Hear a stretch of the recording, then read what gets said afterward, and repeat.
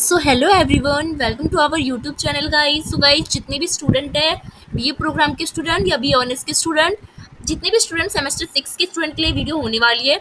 तो सेमेस्टर 6 के स्टूडेंट जितने भी बीए प्रोग्राम के स्टूडेंट हैं, वैसे तो ज़्यादातर तो बीए प्रोग्राम के सेमेस्टर 6 के स्टूडेंट ने, बहुत से स्टूडेंट ने जीई में या अदर में जेंडर इन इंटरनेशनल रिलेशन ये सब्जेक्ट ले रखा है। तो जिस भी स्टूडेंट के पास ये सब्जेक्ट का नेम देख लीजिए, जिसके पास भी ये सब्जेक्ट है उसके लिए वीडियो होने वाली है, ठीक है ना। Gender in international relation concept and practice semester 6, ठीक है।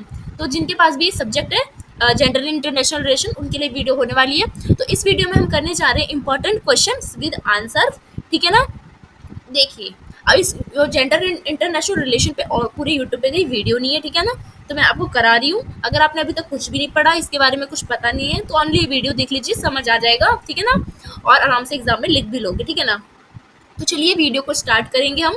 सो एक चीज़ बता दूं, ये हिंदी मीडियम इंग्लिश मीडियम दोनों स्टूडेंट के लिए वीडियो होने वाली है। सेम नोट्स मैं हिंदी मीडियम में भी दे रही हूँ, ये देखिए हिंदी है, और ये इंग्लिश मीडियम वाले भी देख सकते हो, सेम है, ठीक है ना। तो दोनों का सेम सेम लेते चलूंगी, ठीक है ना, पढ़ाते चलूंगी, ठीक है। तो चलिए वीडियो को स्टार्ट करते हैं। तो वीडियो को स्टार्ट करने से पहले, अगर आप हमारे चैनल पर नए आए हो, फर्स्ट टाइम आए हो, चैनल को सब्सक्राइब कर दीजिए और बेल आइकन को ऑन कर दीजिए, जिससे सारी नोटिफिकेशन, सारी वीडियो टाइम टू टाइम आपके पास पहुंचे। तो चलिए हम स्टार्ट करते हैं।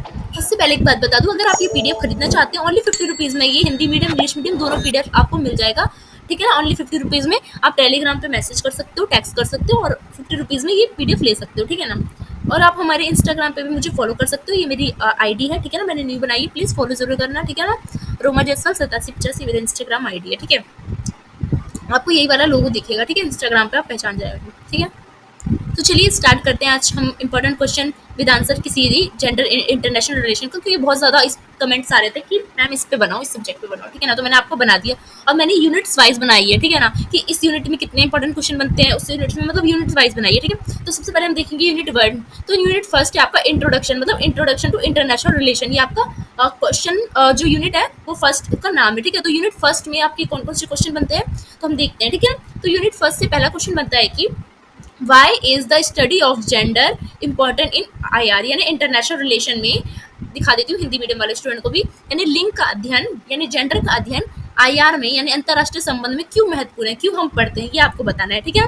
यही क्वेश्चन घुमा के भी पूछ सकता है ऐसे कि why is the study of gender in IR important, यानी आईआर में यानी इंटरनेशनल रिलेशन में यानी अंतर्राष्ट्रीय संबंधों में लिंग का अध्ययन क्यों महत्वपूर्ण है, ठीक है ना। क्वेश्चन एक ही घुमा के पूछा ना, अलग अलग तरीके से। एक और तरीके से यही क्वेश्चन घुमा के पूछ सकता है कि how can the relationship between gender and IR be understood, यानी लिंग और अंतर्राष्ट्रीय संबंध के बीच आपसी संबंध को कैसे समझा जाता है, ये बताइए। तो ये सारे क्वेश्चन क्या है, इससे समझ जाओगे कि आप हर जगह लिंग और आईआर पूछ रहा है, ठीक है ना।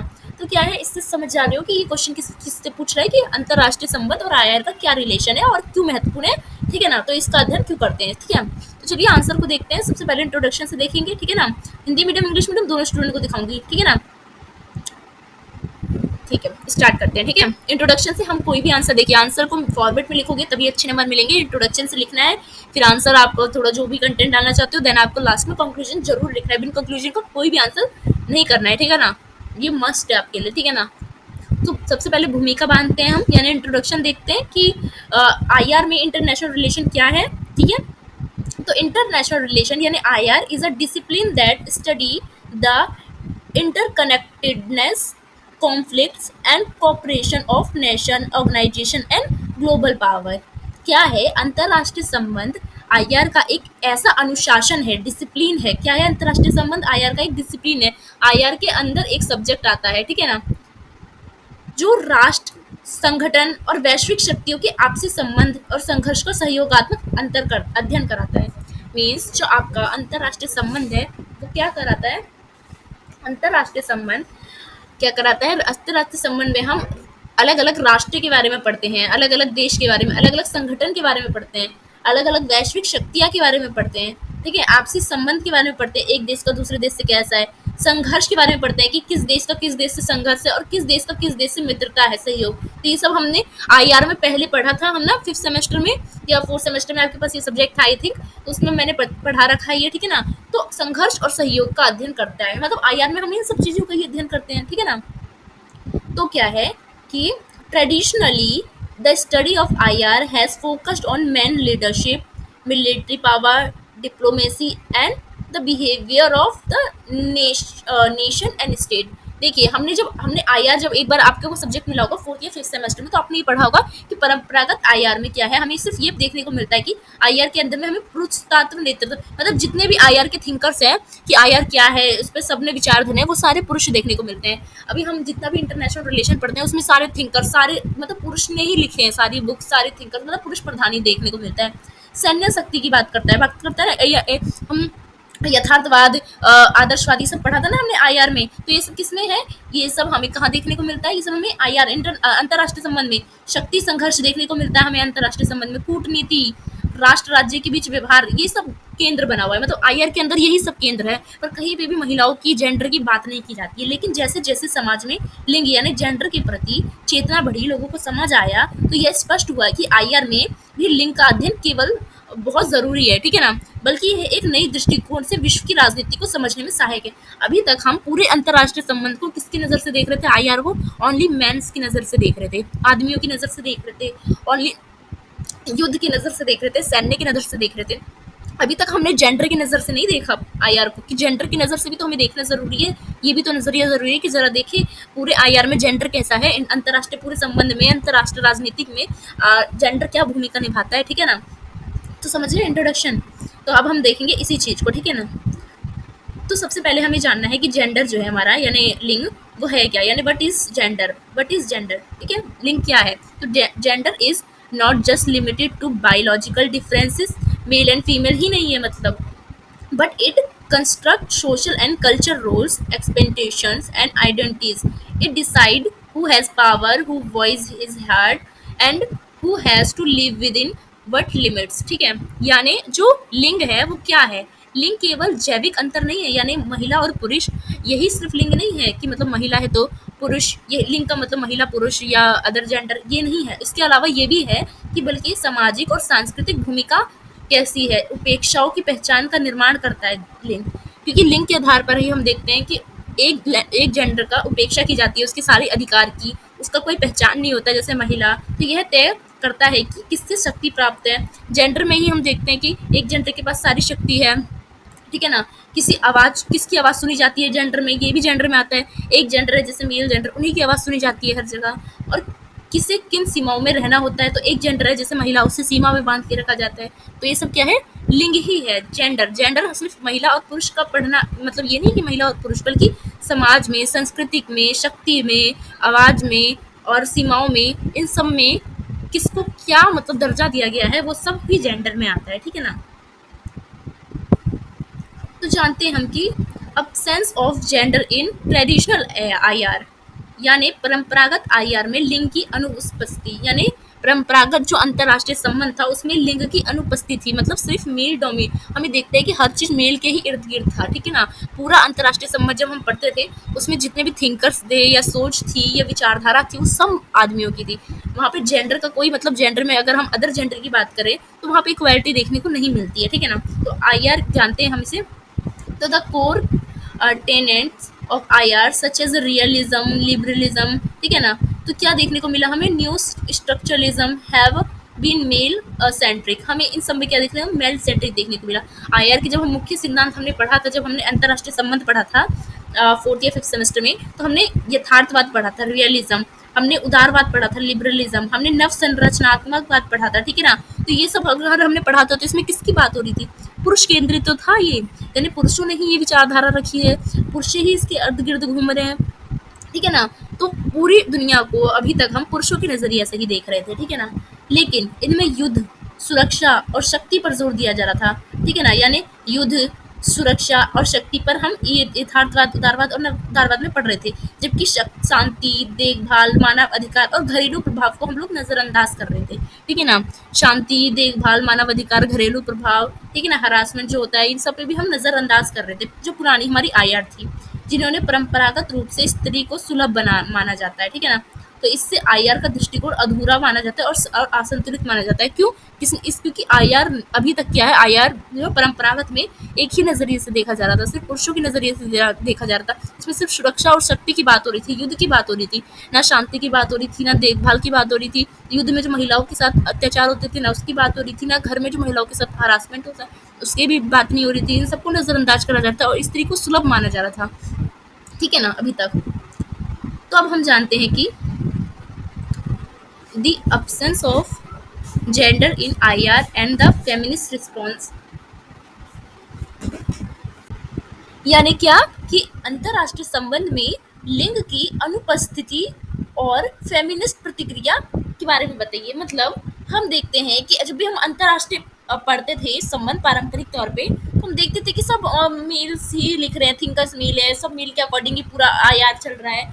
यहाँ पे महिलाओं की अनुपस्थिति, कोई स्थान नहीं दिया गया था। ठीक है ना। और फेमिनिस्ट की इसमें प्रतिक्रिया क्या हुई, यानी जो भी महिलावादी थे उनकी इस पे क्या प्रतिक्रिया हुई आईआर में, जब उन्होंने देखा कि कोई महिला नहीं है तो उन्होंने महिलाओं की भागीदारी की बात की होगी ना, ऑब्वियसली यही प्रतिक्रिया, ऐसे ही कुछ होगा। ठीक है ना। तो चलिए एक एक करके देखते हैं। ठीक है। तो पहला है कि क्रिटिसिज्म ऑफ ट्रेडिशनल आईआर। क्या करा फेमिनिस्ट ने, क्या रिस्पॉन्स करा, पहला रिस्पॉन्स करा कि उन्होंने क्रिटिसाइज किया, किसको क्रिटिसाइज किया, ट्रेडिशनल आईआर को। ठीक है ना। यानी फेमिनिस्ट जो थी, महिलावादी जो लोग थे, उन्होंने परंपरागत जो अंतरराष्ट्रीय संबंध थी आईआर उसकी आलोचना कर दी। ठीक है। क्या करी, the main conventional tenets of IR like realism, liberalism focus on topics such as security, power, and war. Their approach is mainly from the points of view of man, ignoring women and other sexual experiences. ठीक है। तो क्या कर रहे थे कि हम जब परंपरागत हम आईआर देख रहे थे, उसमें आईआर के मुख्य परंपरागत सिद्धांत क्या थे, तो हम पढ़ रहे थे ना जब हमने फिफ्थ या फोर्थ सेमेस्टर पढ़ा था सिर्फ आईआर, उसमें हमने पढ़ा था ना यथार्थवाद, उदारवाद यानी लिबरलिज्म। तो इसमें किसकी बात करते थे, सुरक्षा की बात करते थे, शक्ति की बात करते हैं, आईआर में युद्ध की बात करते हैं। इन सब विषयों पर केंद्रित होता है अंतर्राष्ट्रीय संबंध। ठीक है ना। लेकिन इनका दृष्टिकोण मुख्यतः पुरुषों की दृष्टि से बिल्कुल अलग होता है, जिसमें महिलाओं और अन्य लिंगों के अनुभव को नजरअंदाज किया जाता है। इसमें से शक्ति, संघर्ष, युद्ध, इन्हीं सब के बारे में पढ़ा जाता है। महिलाओं के अधिकार के बारे में पढ़ा जाता है, क्योंकि युद्ध के बारे में पढ़ा जाता है, पर युद्ध में जो लोग मरते हैं फिर उसके बाद महिला की क्या कंडीशन होती है इसकी भी तो बात करो। जब तुम शांति की बात करते हो तो तुम महिलाओं की भी शांति की बात करो। ठीक है ना। तो यही फेमिनिस्ट लोग प्रतिक्रिया देते हैं। ठीक है ना। तो एक थिंकर है जिनका नाम है काइथिया एनलियो। तो इन्होंने क्या है अपनी फेमस बुक में द पर्सनल इज इंटरनेशनल में उन्होंने लिखा है कि ये क्या है, लीडिंग थिंकर्स थी। ठीक है ना। इन्होंने इस बुक में लिखा है कि in her best known book bananas beaches and bases. ठीक है। She explain how roles such as a domestic work, soldier, wife, sex worker and foreign maids are also part of global politics. ठीक है ना। तो इन्होंने इन सबको mention किया है। यानी जो हमारी थिंकर्स थी, फेमिनिस्ट थिंकर, इन्होंने आईआर के अग्रणी विचारक थी ये। ठीक है ना, एनलियो। तो इन्होंने उनकी सबसे चर्चित पुस्तक है जिसका नाम है बनानास बीचेस एंड बेसिस। ठीक है। उसमें उन्होंने ये बताया है कि कैसे घरेलू काम और मतलब करती है महिला, और सैनिकों की पत्नियों की स्थिति कैसे होती है जब युद्ध में सैनिक जाते हैं और जो मर जाते हैं। ठीक है ना। और सेक्स वर्कर और विदेशी नौकरियों जैसी भूमिका भी वैश्विक राजनीति का हिस्सा है। तो इन सबको किसमें उन्होंने ऐड करा है, इंटरनेशनल रिलेशन में ऐड करके बताया है इसमें। ठीक है ना। मतलब क्रिटिसाइज करा है इन थिंकर ने इंटरनेशनल में कि इन सब चीज़ों की अनदेखी की जाती है। ठीक है।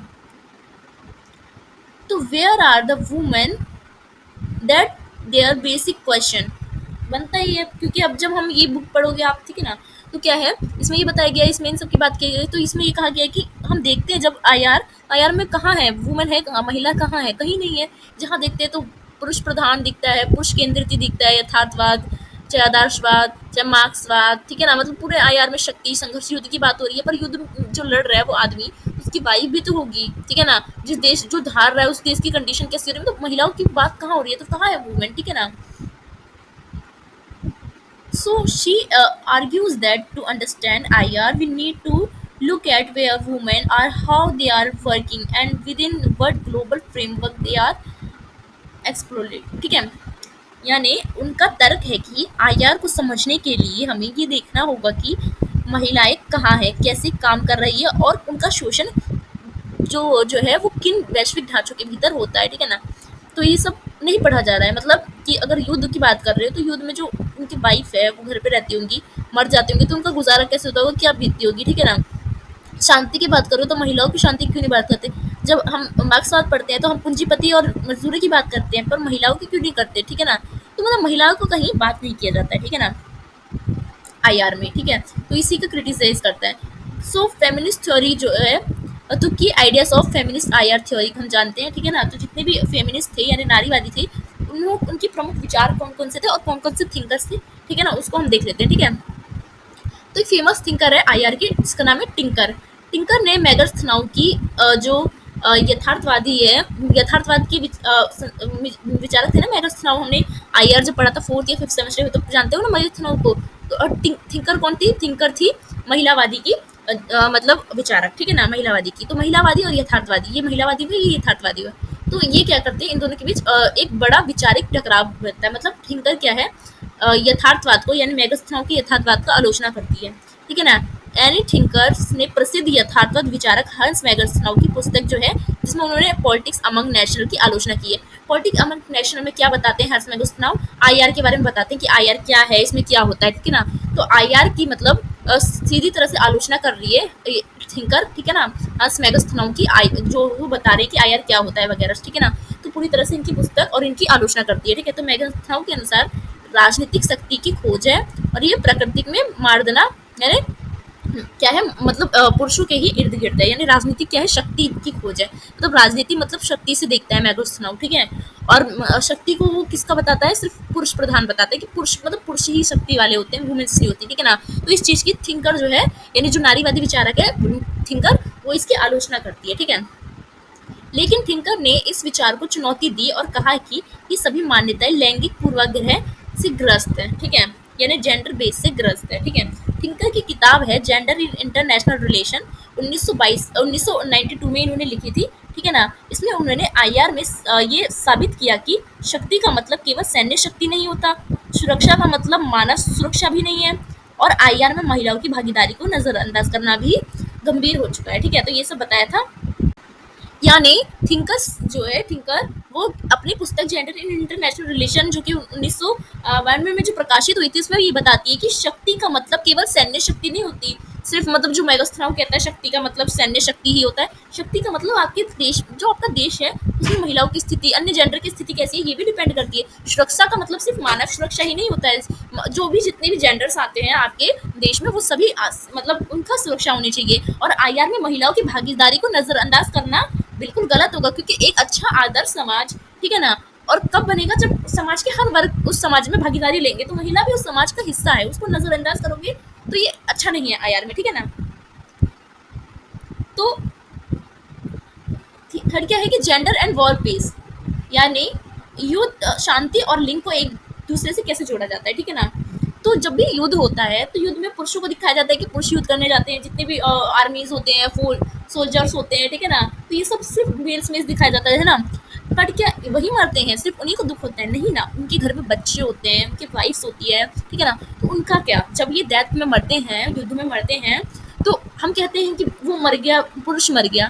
बट क्या पुरुष ही शहीद होता है, उसके घर वाले नहीं होते, उसकी बीवी नहीं होती, उसके बच्चे नहीं होते, उनकी माँ नहीं होती। तो हम क्यों सिर्फ एक चीज को देखते हैं, ठीक है ना। यानी वुमेन एक्सपीरियंस इन वॉर को जानना जरूरी है, युद्ध में महिलाओं का अनुभव, ठीक है। तो women are not just civilians in war, but they are victims of war time like sexual violence are dispersed, and sometimes they also play an active role in peace building। हम देखते हैं महिलाओं को, महिला क्या है, महिला युद्ध में केवल एक नागरिक नहीं होती कि देश की नागरिक है तो युद्ध में कहलाएगी, बल्कि युद्धकालीन जब युद्ध होता है, आपने देखा होगा शुरू से लेके आज तक, तो जब भी कोई युद्ध होता है तो उस युद्ध में जो वहाँ के, जैसे हम देखते थे ना पहले, जो बाहर के कंट्रीज के लोग हमारे राजा महाराज जब पे अटैक करते थे, तो क्या करते थे, वहाँ की जो महिलाएं हैं, लड़की, उन सबको भी बलात्कार करते थे, ठीक है ना। और उन सबको भी पीड़ा पहुंचाते थे, दास बना लेते थे, ठीक है ना। और विस्थापित भी होता है, ठीक है।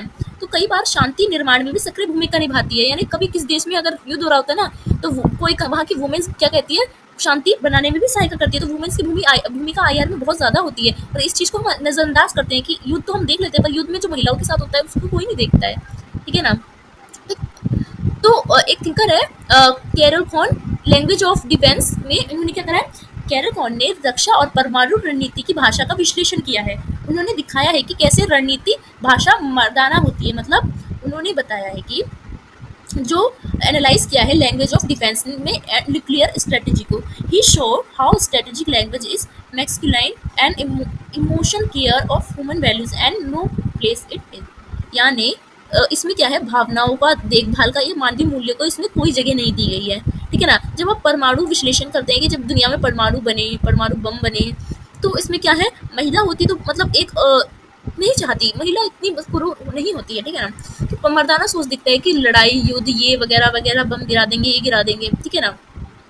तो क्या है, ये हमें दिखता है ज़्यादा तौर पे। तो क्या हम दिखते हैं कि मतलब परमाणु एनालाइज भी करते हैं तो ये भी मर्दाना सोच दिखती है हमें, ठीक है। तो इसमें भावनाओं, जो मर्दाना सोच होती है वहाँ भावनाओं, क्योंकि लेडीज हमेशा, लड़कियाँ भावनाओं में ज़्यादा बहती है, मतलब सोचती ज़्यादा है, ना देखभाल ना मानव मूल्य, इन सबको नज़रअंदाज किया जाता है। जब सिर्फ पुरुषों का सिर्फ सोच से कोई चीज़ बनता है तो दोनों का सोच होगा तो अच्छा रहेगा, ठीक है ना।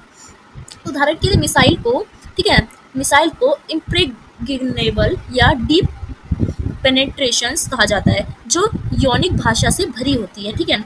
उनका तर्क है कि ये भाषा खुद आईआर के लिंग भेद को दर्शाती है, ठीक है, समझ रहे हो। तो जो यूएनएससीआर है, उन्होंने 1325 और महिलाओं शांति में भूमिका निभाई थी। क्या, देखिए, यूएनएससीआर जो है उसकी फुल फॉर्म है यूनाइटेड नेशनल सिक्योरिटी काउंसिल रिसोल्यूशंस, ठीक है। साल 2000 में पारित यह प्रस्ताव बताता है कि युद्ध और संघर्ष में महिलाओं का अनुभव अलग होता है, ठीक है। जो पुरुष सोचते हैं ना, अभी भी आप मतलब सोचोगे ना, अभी आप ही आप सर्वे करो, ठीक है। अभी जैसे कि हमारा वो कांड हुआ है ना पहलगांव वाला, तो उसमें आप पुरुषों से पूछो तो कहेंगे मार मार दो, पाकिस्तान को उड़ा दो, वो कर दो, वो कर दो। पर वहीं आप महिला के पास जाओगे ना, वो नहीं कहेगी उड़ा दो, मतलब उनकी सोच थोड़ी अलग होती है, ठीक है ना। तो मतलब वहीं हम देखते हैं जब भी कि उनका अनुभव अलग होता है और शांति निर्माण में उनकी भागीदारी जरूरी है, ठीक है ना। तो ये फेमिनिस्ट आईआर की मांगों का पहला औपचारिक और अंतर्राष्ट्रीय स्वीकार था, ठीक है। तो इस चीज को अंतर्राष्ट्रीय में क्या करा गया, स्वीकारा गया अंतर्राष्ट्रीय। इस प्रस्ताव के तहत क्या हुआ, महिलाओं को शांति वार्ताओं में शामिल करने की बात की गई और यौन हिंसा को युद्ध अपराध माना गया, ठीक है। यानी क्या हुआ इसमें, under the proposal there was talk in including women in peace negotiation and sexual violence was considered and war crime. इन सबको देखा गया कहाँ पे, अंतर्राष्ट्रीय संबंध में, ठीक है। तो प्रैक्टिकल इम्पैक्ट की बात करें तो despite this event today women makeup less than 2% of peace negotiation, this proves that gender neglect in IR still persist. यानी इसके बावजूद भी आज भी शांति और वार्ताओं में महिलाओं की भागीदारी 2% से भी कम रहती है। इससे ये साबित होता है कि आईआर में लिंगों की उपेक्षा की जाती है, क्योंकि 2% बस भागीदारी देखने को मिलती है पूरी दुनिया में। आईआर में अगर बात करोगे ना, अंतर्राष्ट्रीय सम्मेलन में सिर्फ 2% महिलाएं जो भागीदारी लेती हैं, ठीक है ना। इनको लेने नहीं दिया जाता, तभी इतनी दुनिया में शायद युद्ध होती है, ये ऐसा थिंकर्स मानते हैं, ठीक है ना। तो हम जानते हैं कि अब वैश्वीकरण विकास और लिंग से कैसे जुड़ा है, यानी ग्लोबलाइजेशन, डेवलपमेंट एंड जेंडर, ठीक है। तो ग्लोबलाइजेशन या डेवलपमेंट किसी भी देश का उसके जेंडर से, उस देश के कैसे जुड़ा होता है। तो फेमिनिस्ट पॉलिटिकल इकोनॉमिक जो है वो क्या है, उस देश की ग्लोबलाइजेशन और उस देश की डेवलपमेंट, इन दोनों को क्या करती है, प्रभावित करती है, इफेक्ट करती है, ठीक है। So thinkers like V. Spike Peterson showed that women have become the main labor force in globalization and the international economy, but they continue to suffer low pay, poor working condition and insecurity. जो we spike Peterson है, वो विचारक थे। उन्होंने ये वैश्वीकरण और अंतर्राष्ट्रीय जो अर्थव्यवस्था है उसमें महिला और मुख्य श्रम शक्ति इसको बताया, लेकिन उन्हें कम वेतन, खराब कार्य परिस्थिति, आरक्षितता झेलनी पड़ती, ये सब बताया। मतलब क्या है, वैश्वीकरण और विकास में लिंग को कैसे, लिंग भेदभाव कैसे किया जाता है। तो फेमिनिस्ट जो है पॉलिटिकल इकोनॉमिक में डिफरेंस क्या होता है, देखिए एक पहले क्या हो रहा था, आपको ही पता होगा, न्यूज़ भी सुनी होगी, जो मैन क्रिकेटर होते थे और वुमेन क्रिकेटर, आईपीएल में देखा होगा ना आपने, या हमारे भारत की भी दोनों क्रिकेटर, हर जगह की दोनों क्रिकेटर होते हैं, मैन और वुमेन। पर जो विराट कोहली जो इंडिया का कैप्टन है, उसकी सैलरी और जो हमारे वुमेन्स में जो मतलब भारत की कैप्टन है, उन दोनों की सैलरी में अलग अलग फर्क था, जमीन आसमान का। क्यों, वो भी भारत की कैप्टन है, वो भी भारत की कैप्टन है, विराट कोहली भी है, और शेफाली थी आई थिंक, ठीक है ना, तो वो भी भारत की कैप्टन थी। तो दोनों में क्यों मतलब भेदभाव करा? ठीक है ना, तो क्योंकि दोनों तो एक ही पद पे हैं, तो एक से सैलरी देना, फिर बाद में कोर्ट में केस वगैरह गया, फिर आप समान मिलती है वेतन। वैसे ही पहले होता था कि अगर मान लो मैं वुमेन हूँ, मैं आपको पढ़ा रही हूँ, मैं जिस मान लो मैं किसी कॉलेज में पढ़ा रही हूँ, ठीक है ना, तो मैं जिस कॉलेज में पढ़ा रही हूँ वो मैं जिस कॉलेज में पढ़ा रही हूँ और उसी कॉलेज में एक लड़का भी पढ़ा रहा है, आदमी, ठीक है, मैन, तो क्या है, वो मैन जो है उसकी सैलरी अलग होगी, उसको ज़्यादा दिया जा रहा है, मान लो उसको दिया जा रहा है 80,000 और मुझे दिया जा रहा है 50,000, तो मेरे साथ नाइंसाफ़ी है ना, वो भी पढ़ा रहा है, मैं भी पढ़ा रही हूँ, एक ही साथ दोनों पढ़ा रहे हैं और एक ही पद है दोनों का, ठीक है ना, क्वालिफिकेशन एक है, तो क्यों एक को ज़्यादा दिया जाए, ठीक है ना। खराब कार्य भी दिया जाता है महिलाओं को सबसे नीचे वाले कार्य दिया जाता था पहले। असुरक्षा, कोई सेफ्टी नहीं दी जाती थी कंपनी में, क्योंकि महिलाएं हैं भाई, प्रेग्नेंट होती है तो उनको 9 महीने की छुट्टी वगैरह जब होती है, तो और भी बहुत सारी चीज़ें सेफ्टीज होती है, तो वो भी देना क्या है, वैश्वीकरण, विकास और लिंग में आता है, ठीक है ना। ठीक है, तो एग्जाम्पल के लिए एक्सपर्ट प्रोसेसिंग जोन में महिलाओं को पुरुषों से कम वेतन पर काम पर रखा जाता है, ठीक है। तो क्यों, जब महिला पुरुष एक ही काम करते हैं तो उसको महिलाओं को क्यों कम सैलरी दिया जाए, ठीक है। सो आईएमएफ और विश्व बैंक की स्ट्रक्चरल एडजस्टमेंट प्रोग्राम्स ने सामाजिक कल्याण योजना घटा दी, जिसका सबसे ज्यादा असर महिलाओं पर पड़ा, ठीक है ना। तो सामाजिक कल्याण योजनाएं में ज्यादातर महिलाओं के लिए क्यों काम आती थी, विश्व बैंक और आईएमएफ ने ये हटा दिया, ठीक है, तो इससे क्या हुआ, महिलाओं को असर पड़ा इस पर, ठीक है। तो अब जानते हैं जलवायु जो परिवर्तन है, यानी क्लाइमेट चेंज, माइग्रेशन, और ये सब जेंडर से कैसे मतलब जुड़ा हुआ है, ठीक है ना। तो कैसे क्लाइमेट चेंज और माइग्रेशन जेंडर मतलब जेंडर बेस पे होता है, जेंडर बेस पे भी होता है। तो इंटरसेक्शनैलिटी इन आईआर, यानी जलवायु परिवर्तन, प्रवासन और लिंग एक दूसरे से कैसे जुड़े हैं। तो जब हम देखते हैं फेमिनिस्ट स्कॉलर जो है केब्रल, तो केब्रल का इंटरसेक्शनैलिटी का सिद्धांत बताता है कि लिंग जो है वो जाति, वर्ग, नस्ल और राष्ट्र, ये सभी एक साथ मिलकर किसी व्यक्ति का अनुभव तय करते हैं। यानी हम जेंडर में देखते हैं, जेंडर, जाति, वर्ग, नस्ल, यानी gender, race, class, race and national जो है, ये ऑल क्या करते हैं, डिटरमाइन अ पर्सन एक्सपीरियंस। तो क्या है, आईआर में अगर जलवायु प्रवास की बात हो तो हमें ये देखना होगा कि एक गरीब महिला विशेष रूप से आदिवासी या दलित पृष्ठभूमि से कैसे उससे प्रभावित होती है। ये दृष्टि हमें अधिक मानवीय और यथार्थपूर्ण नीति बनाने में मदद करती है, क्योंकि जब हम जलवायु परिवर्तन भी देखते हैं, पढ़ते हैं, क्लाइमेट चेंज भी पढ़ते हैं इंटरनेशनल रिलेशन में, तो हम ये नहीं देखते कि सबसे ज़्यादा इम्पैक्ट जो है वो पुअर वुमेन्स पे पड़ता है स्पेशली, ठीक है ना, जो दलित बैकग्राउंड के होते हैं उन पे पड़ता है, क्योंकि वो क्या है, आज भी क्या है, अ, वो वैसे एरियाज में रहते हैं, ठीक है, स्लम्स वाले एरिया में रहते हैं और चूल्हे के घर पे खाने बनाते हैं, गंदगी रहती है, तो ज़्यादा असर पड़ता है, पर हम इस सब चीज़ को क्या करते हैं, नज़रअंदाज करते हैं, ठीक है। सो वाई इट्स मैटर, क्यों ये मतलब हमारे आईआर में महत्व रखता है, फेमिनिस्ट आईआर यानी इंटरनेशनल में। तो देखते हैं हम फेमिनिस्ट में जो है वो आईआर में क्यों महत्व रखता है, यानी नारीवादी सिद्धांत क्यों हम अंतर्राष्ट्रीय संबंध में इसको महत्व स्थान देते हैं। तो परंपरागत तौर पे पहले हम आईआर को देखते हैं और फिर हम फेमिनिस्ट के तौर पे अगर आईआर को देखते हैं तो उसमें क्या डिफरेंस देखने को मिलता है, ठीक है ना, यानी ट्रेडिशनल और नारीवादी को देखते हैं तो क्या अंतर देखने को मिलता है। तो जब हम परंपरागत तौर पे, जब हम सिर्फ आईआर को पढ़ते थे, यानी अंतर्राष्ट्रीय संबंध, इंटरनेशनल रिलेशन को पढ़ते थे, तो परंपरागत आईआर में किसकी बात होती है, सुरक्षा की बात होती है। तो किसकी सुरक्षा की बात होती है, राज्य की सैन्य सुरक्षा की बात होती है परंपरागत आईआर में। परंपरागत आईआर में राज्य यानी देश की सुरक्षा की बात होती है, सेना की सुरक्षा की बात होती है। वहीं फेमिनिस्ट का जब पर्सपेक्टिव आया इस पे आईआर पे यानी अंतर्राष्ट्रीय संबंध पे, तो उन्होंने राज्य की सैन्य सुरक्षा की अलावा उन्होंने मानव की सुरक्षा पे भी ध्यान केंद्रित करा कि सुरक्षा होनी चाहिए तो मानव की भी होनी चाहिए और लैंगिक सुरक्षा भी होनी चाहिए, मतलब महिला पुरुष में भी जो महिलाएं हैं जो उनकी भी सुरक्षा होनी चाहिए, यानी कि युद्ध के बाद जो उनके साथ होता है, जिनसे बलात्कार होते हैं और जैसे कि वो विधवा हो जाती है और भी बहुत सारे प्रॉब्लम्स आते हैं, ठीक है, बेघर हो जाती है, तो उनकी क्या होगी, उनकी प्रॉब्लम को भी देखा जाए, सुरक्षा दी जाए। वहीं परंपरागत आईआर में शक्ति की बात होती है, ठीक है, तो किस शक्ति की, सैन्य की शक्ति, यानी सभी देशों को अपनी अपनी सैन्य शक्ति बढ़ाना चाहिए, नहीं तो एक देश दूसरे देश को क्या हो जाएगा, गुलाम हो जाएगा, ठीक है। आर्थिक शक्ति की बात करता है और सैन्य शक्ति की बात करता है परंपरागत आईआर में। पर फेमिनिस्ट क्या बात करते हैं आईआर में, किस शक्ति की, कि देखभाल होनी चाहिए, किसकी देखभाल होनी चाहिए, देश के नागरिकों की भागीदारी होनी चाहिए, किसकी, पूरे देश के नागरिकों की, चाहे वो महिला हो, पुरुष या अदर जेंडर हो, ज्ञान की। तो देख सकते हो कितना डिफरेंस है, एक किसकी शक्ति की बात कर रहा है और एक किसकी शक्ति की बात कर रहा है, तो इसलिए तो हम आईआर को पढ़ते हैं फेमिनिस्ट में। वही परंपरागत आईआर में अगर हम नीति की बात करें तो नीति कैसे होती थी, मर्द प्रधान होती थी सारी नीति जो है, परंपरागत अंतर्राष्ट्रीय संबंध में पढ़ते हैं तो सारी थिंकर्स भी मतलब पुरुष है, यानी पूरी तरह से पुरुष प्रधान होती थी, ठीक है।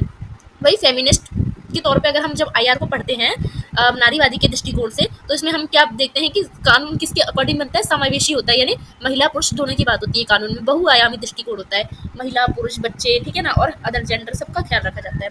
ठीक है, तो परंपरागत अंतर्राष्ट्रीय संबंध में विषय क्या होता था, युद्ध के बारे में पढ़ा जाता था, राज्य के बारे में पढ़ा जाता था और संपूर्ण के बारे में पढ़ा जाता था, ठीक है ना, यानी सोवरेनिटी के बारे में पढ़ा जाता था बस। ठीक है, पर फेमिनिस्ट आईआर में किस किस चीज़ के बारे में पढ़ा जाता है, महिलाओं के बारे में भी पढ़ा जाता है, घरेलू श्रम के बारे में पढ़ा जाता है, जो महिलाओं का श्रम होता है भाई उसकी क्या, उसके पैसे नहीं होते, यौन हिंसा जो होती है महिलाओं के साथ, इनके बारे में भी पढ़ा जाता है। तो देखिए ये भी आईआर है, ये भी आईआर है। पहले आईआर में बस कितनी सीमित चीज़ें पढ़ते थे और सिर्फ पुरुष के इर्द गिर्द चीज़ें पढ़ते थे, और फेमिनिस्ट के आने के बाद हमने मानव की भी, ऐसा नहीं कि सिर्फ लैंगिक महिलाओं की बात हो रही है, मानव सुरक्षा, लैंगिक सुरक्षा, भागीदारी, ठीक है, घरेलू श्रम, यौन हिंसा, इन सब की बात होने लगी आईआर में। ठीक है ना, तो समझ गए ना क्यों महत्व है आईआर, फेमिनिस्ट का पर्सपेक्टिव इसमें। ठीक है, सो कंक्लूजन में क्या लिखोगे निष्कर्ष में आईआर के, so the study of gender in international relation is essential because it highlights aspects of global politics that have traditionally been overlooked. Thinkers like Saithya and thinker Kroll, Spike have proven that higher without a gender perspective is neither unbased nor absolute। ठीक है, यानी अंतर्राष्ट्रीय संबंध में लिंग का अध्ययन इसलिए आवश्यक है। क्यों हम जेंडर को पढ़ते हैं अंतर्राष्ट्रीय संबंध में, क्योंकि वैश्विक राजनीति के उन पहलुओं को उजागर करता है ये, यानी विश्व के जो छुपे रहस्य हैं उसको बताता है अगर हम आईआर को पढ़ते हैं अंतर्राष्ट्रीय संबंध में, जिन्हें परंपरागत रूप से नजरअंदाज किया जाता था। ठीक है, तो जो थिंकर्स है उन्होंने ये बताया है कि विचारों ने साबित किया है कि बिना लिंग के नज़रिए से, मतलब जब तक आप हर लिंग के नज़रिए से या महिला के नज़रिए से, सिर्फ एक नज़रिए से अगर आप समाज को देखोगे, अंतर्राष्ट्रीय संबंध को देखोगे, राजनीति को देखोगे, सुरक्षा को देखोगे, तो वो निष्पक्ष है। ठीक है, तो पक्ष में कब होगा, जब सबकी नज़र से समाज को देखा जाए, सबकी नज़र से अंतर्राष्ट्रीय संबंध को देखा जाए। ठीक है, तो फेमिनिस्ट आईआर थ्योरी ने सुरक्षा, युद्ध, अर्थव्यवस्था और मानवाधिकार जैसे विषयों को एक नई मानवीय दृष्टिकोण से समझने की राह खोली है। यानी अब आप सुरक्षा को, पहले लोग सिर्फ सेना सुरक्षा से देखते थे कि हमारी सेना सुरक्षित रहे, हमारा देश सुरक्षित रहे। युद्ध को क्या देखते थे, हम सिर्फ बाहरी अंतर्राष्ट्रीय युद्ध के तौर पे देखते थे। अर्थव्यवस्था हम सिर्फ पैसे कमाने को देखते थे। ठीक है, पर जब फेमिनिस्ट यानी नारीवादी सिद्धांत जब आईआर में यानी अंतर्राष्ट्रीय संबंध में जुड़ा, तो अब हम मानव अधिकार की बात करने लगे। मानव अधिकार में सारे मानव आते, चाहे महिला हो चाहे पुरुष हो, नए मानवीय दृष्टिकोण समझने लगे हम। ठीक है ना, तो यही वजह है कि आज के समय में हम आईआर को अधिक न्याय संगत बताते हैं। क्यों, क्योंकि आईआर में आज के तौर पे आईआर नया संगत इसलिए है क्योंकि आज के तौर पे आईआर में फेमिनिस्ट थ्योरी भी हम पढ़ते हैं, मार्क्सिज्म भी पढ़ते हैं। ठीक है ना, तो सारे पढ़ते हैं हम, मतलब ठीक है, तो समावेशी देखने को मिलता है। प्रभावशाली बनाने के लिए लिंग का विश्लेषण अनिवार्य है, इसलिए हर चीज़ को प्रभावी इफिशिएंसी बनाने के लिए आपको आपके समाज में जितने भी लोग हैं उनकी अनदेखी नहीं करनी है, सबकी भागीदारी होगी, जेंडर की भागीदारी होगी, इक्वलिटी होगी, तो क्या होगा, फिर जाके हम कहेंगे कि वो समाज अच्छा है। यानी वो अंतर्राष्ट्रीय संबंध में अगर अब महिलाओं की बात को जोड़ा गया है, महिलाओं के दृष्टिकोण को जोड़ा गया है, तो क्या है, तब से अंतर्राष्ट्रीय संबंध में समावेशी आ गई है। ठीक है ना,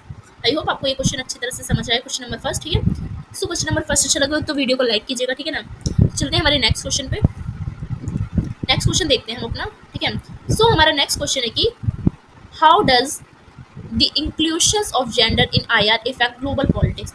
जो हमारा जेंडर है वो इंटरनेशनल रिलेशन में ग्लोबली कैसे इम्पैक्ट करता है, यानी आईआर में लिंग को शामिल करने से वैश्विक राजनीति पर क्या प्रभाव पड़ता है। जब हम अंतर्राष्ट्रीय संबंध को यानी अंतर्राष्ट्रीय संबंध को लिंग के आधार पर पढ़ते हैं, लिंग मतलब जेंडर पर्सपेक्टिव, जब हमने अभी जाना ना, हमने महिलावादी, हमें सिद्धांत दृष्टिकोण जो है नारीवादी दृष्टिकोण वो हमने आईआर में जोड़ा, तो जब हमने आईआर में नारीवादी सिद्धांत जोड़ा यानी जेंडर को शामिल करा, तो फिर इसका प्रभाव क्या पड़ा राजनीतिक पे और विश्व पे। ठीक है, वही आपको बताना है, सिंपल भाषा में बता दिया मैंने। ठीक है, सो इंट्रोडक्शन से स्टार्ट करेंगे, आंसर कंक्लूजन पे खत्म करना है। ठीक है ना, फॉर्मेट में लिखना है। सो इंट्रोडक्शन में क्या लिखोगे, so international relation IR was once limited to national state, war, diplomacy and balance of power. यानी जो हमारा अंतर्राष्ट्रीय संबंध है वो एक समय केवल राष्ट्र और राज्य और युद्ध और कूटनीति और शक्ति संतुलन तक ही सीमित था। मतलब जब हमने फोर्थ या फिफ्थ सेमेस्टर में जब हमने आईआर का सब्जेक्ट था आप लोगों के पास, तो आपने पढ़ा होगा कि आईआर किस चीज़ की बात करता है, राज्य की बात करता है, राष्ट्र की बात करता है, युद्ध की बात करता है, कूटनीति की बात करता है, शक्ति संतुलन की बात करता है। तो इसी तक बस बाउंड्री में घिरा हुआ था। लेकिन जैसे जैसे समाज में नई चेतना आई, नए विचार आए, नए थॉट्स आए और सामाजिक न्याय की मांगे बढ़ने लगी, फिर समाज के लोगों ने क्या करने लगे, लोग अब डिमांड करने लगे अपने राइट्स की। वैसे वैसे ये आवश्यक हो गया कि आईआर केवल राज्य केंद्रित नहीं है, बल्कि इसे सीमित ना रहकर बल्कि उन्हें उन समानताओं को भी पहचानने होंगे जो जेंडर के आधार पर समाज और राजनीतिक में मौजूद है, ठीक है ना। तो क्या है, feminist IR theory was born with this purpose to show that the experience of women, the LGBTQ plus community and others marginalized groups should also be given a proper place in IR। जब हम देखते हैं कि feminist अंतर्राष्ट्रीय संबंध सिद्धांत में का उदय इसी उद्देश्य से हुआ था कि ताकि यह बताया जाए कि महिलाओं को LGBTQ प्लस समुदाय और अन्य जो हाशिए हैं उसके वर्गों के अनुभव को भी आईआर में जोड़ा जाए, ठीक है ना। तो सारे चीज मतलब जो भी जेंडर से रिलेटेड उन सबको क्या है आईआर में जोड़ा जाए। तो इसका प्रभाव क्या पड़ा, इसका विस्तार कैसे हुआ, इन सबको जानते हैं, ठीक है। तो expanding the understanding of war and peace, यानी युद्ध और शांति की समझ का विस्तार बताइए, ठीक है। तो युद्ध और शांति कैसे बढ़ा आईआर के आईआर में जेंडर पर्सपेक्टिव आने से, यानी जेंडर के नजरिया आने से, ठीक है। सो traditional IR looks at welfare primarily from the points of view of military power and strategy, but when gender was included it became clear and war was not just a military confrontation but had a profound impact on the weaker section of society, especially women and children की बात करें तो। यानी पारंपरिक जो IR था अंतर्राष्ट्रीय संबंध था उसमें युद्ध को मुख्य रूप से सैन्य शक्ति और रणनीति के दृष्टिकोण से देखा जाता था, मतलब पूरी तरह से आईआर को युद्ध से ही जोड़ा जाता था, शक्ति से ही जोड़ा जाता था। लेकिन जब इसमें लिंग को शामिल करने करा गया, यानी जब महिलावादी नारीवादी विचार को आईआर में जोड़ा गया थिंकर द्वारा, तो क्या हुआ, तब यह स्पष्ट हुआ कि युद्ध सिर्फ सैन्य टकराव का नहीं होता है। ये युद्ध का मतलब ये नहीं है एक देश दूसरे देश के सामने गोली बारूद लेके पहुंच जाए, बल्कि एक गहरा असर समाज के कमजोर वर्ग विशेषकर महिलाओं पे पड़ता है। यानी युद्ध का मतलब अब सिर्फ गोली बारूद लेके एक दूसरे को ठोकना नहीं है, बल्कि ये युद्ध का मतलब ये भी है कि युद्ध जो लड़ने जा रहे हो, चाहे दो देश लड़ रहे हैं एक दूसरे से, ठीक है, तो उन दोनों देशों के उन सब में पुरुषों की माँ होगी, बच्ची होगी, महिलाएं होंगी, तो उनको क्यों नजरअंदाज किया जाता है, उनकी कष्ट को क्यों नहीं देखा जाता है, उनकी प्रॉब्लम्स को क्यों नहीं समझा जाता है, ठीक है ना। तो सैथिया कहती है कि द पर्सन इज इंटरनेशनल, यानी घरेलू हिंसा, यौन शोषण और युद्धकालीन बलात्कार भी अंतर्राष्ट्रीय राजनीति का हिस्सा है। तो इन सबको हमें अंतर्राष्ट्रीय राजनीति में ही पढ़ना चाहिए। क्यों हम सिर्फ एक चीज़ अंतर्राष्ट्रीय राजनीति पढ़े, क्या घरेलू हिंसा जो होती है युद्ध के बाद, यौन शोषण होता है, ये सब के अंतर्राष्ट्रीय मतलब मुद्दा नहीं है ना, ये भी अंतर्राष्ट्रीय मुद्दा, तो इसको भी शामिल करने की बात की जाती है, ठीक है। तो ये प्रभाव है। उदाहरण के तौर पे बताऊँ, एग्जाम्पल के तौर पे, तो बोस्निया में 1990 यहाँ तक यहाँ 20,000 से अधिक महिलाओं के साथ युद्धकालीन बलात्कार हुआ। जब बोस्निया का युद्ध हुआ था 1990 में, तो युद्ध तो भाई दो कंट्री कर रही थी आपस में, उनकी महिलाओं ने क्या करा होता है, पर क्या है महिलाओं को क्या करा जाता है, इसमें टारगेट बनाया जाता है, ठीक है ना। तो देख ही सकते हो आंकड़े आप, ठीक है ना, चाहे एक के साथ हो चाहे ज्यादा के साथ हो, गलत है, ठीक है। अब क्या है कि युद्धकालीन यौन हिंसा को युद्ध अपराध वॉर क्राइम माना जाता है। ये फेमिनिस्ट आईआर की बड़ी उपलब्धि है, ठीक है ना। तो ये उपलब्धि क्या करा, जब आईआर में फेमिनिस्ट थ्योरी जोड़ा गया तो उसका ये फायदा हुआ कि इसके बाद अब जो युद्ध के बाद अपराध होते हैं ना महिलाओं को, तो उसे वॉर क्राइम माना गया, ठीक है, कि आप युद्ध करो तो एक दूसरे से करो, महिलाओं के साथ नहीं कर सकते, ठीक है। तो इसकी क्राइम की श्रेणी में इसको रखा गया, तो एक अच्छी बात है, ये प्रभाव अच्छा था। तो प्रभाव देखने को मिलता है कि संयुक्त राष्ट्र सुरक्षा परिषद यानी यूएनएससीआर ने 2000 पारित किया, 2000 में ये पारित किया कि जिसमें महिलाओं की शांति प्रक्रिया में भागीदारी की बात की है कि अब क्या है महिलाओं की भी भागीदारी हर चीज में बढ़े, यानी शांति में, इंटरनेशनल रिलेशन में भागीदारी बढ़ी किसकी, महिलाओं की। तो ये किसका प्रभाव पड़ा, जब आईआर में हमने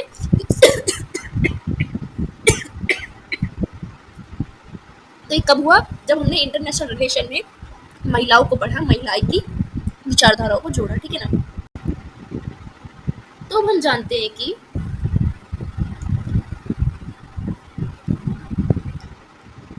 न्यू अंडरस्टैंडिंग ऑफ वॉर, ठीक है, यानी युद्ध की नई समझ, ठीक है। युद्ध और संघर्ष का नया दृष्टिकोण क्या है फेमिनिस्ट के आने पे।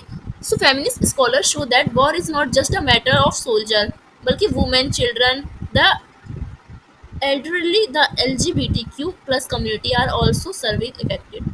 क्या है, फेमिनिस्ट स्कॉलर दिखाती हैं, जब आईआर में हम फेमिनिस्ट के दृष्टिकोण से पढ़ते हैं तो हम ये देखते हैं कि केवल सैनिकों का मामला ही नहीं बल्कि महिलाएं, बच्चे, बुजुर्ग और LGBTQ समुदाय भी क्या है गंभीर रूप से प्रभावित होते हैं एक युद्ध में। सिर्फ एक युद्ध में सोल्जर नहीं मरते, बल्कि साथ में उनके घर के लोग तड़पते हैं, घर के लोग मरते हैं, ठीक है ना, बच्चे बूढ़े सब प्रभावित होते हैं, ठीक है ना।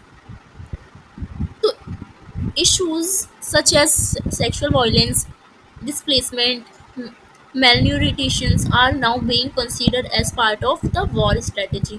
क्या है कि यौन हिंसा, विस्थापन, कुपोषण जैसे मुद्दे अब युद्ध की रणनीति का हिस्सा माने जाने लगे। क्यों? क्योंकि जब कहीं युद्ध होता है तो यौन हिंसा होती है महिलाओं के साथ, विस्थापन होता है, एक जगह से दूसरी जगह लोगों को जाना पड़ता है, तो उसमें महिलाओं का भी विस्थापन होता है, बच्चों का भी होता है। कुपोषण, जब युद्ध होता है तो वहाँ पे लोग मरते हैं, वहाँ के बच्चे जो है भूखे मरते हैं, कुपोषण हो जाते हैं, ठीक है ना।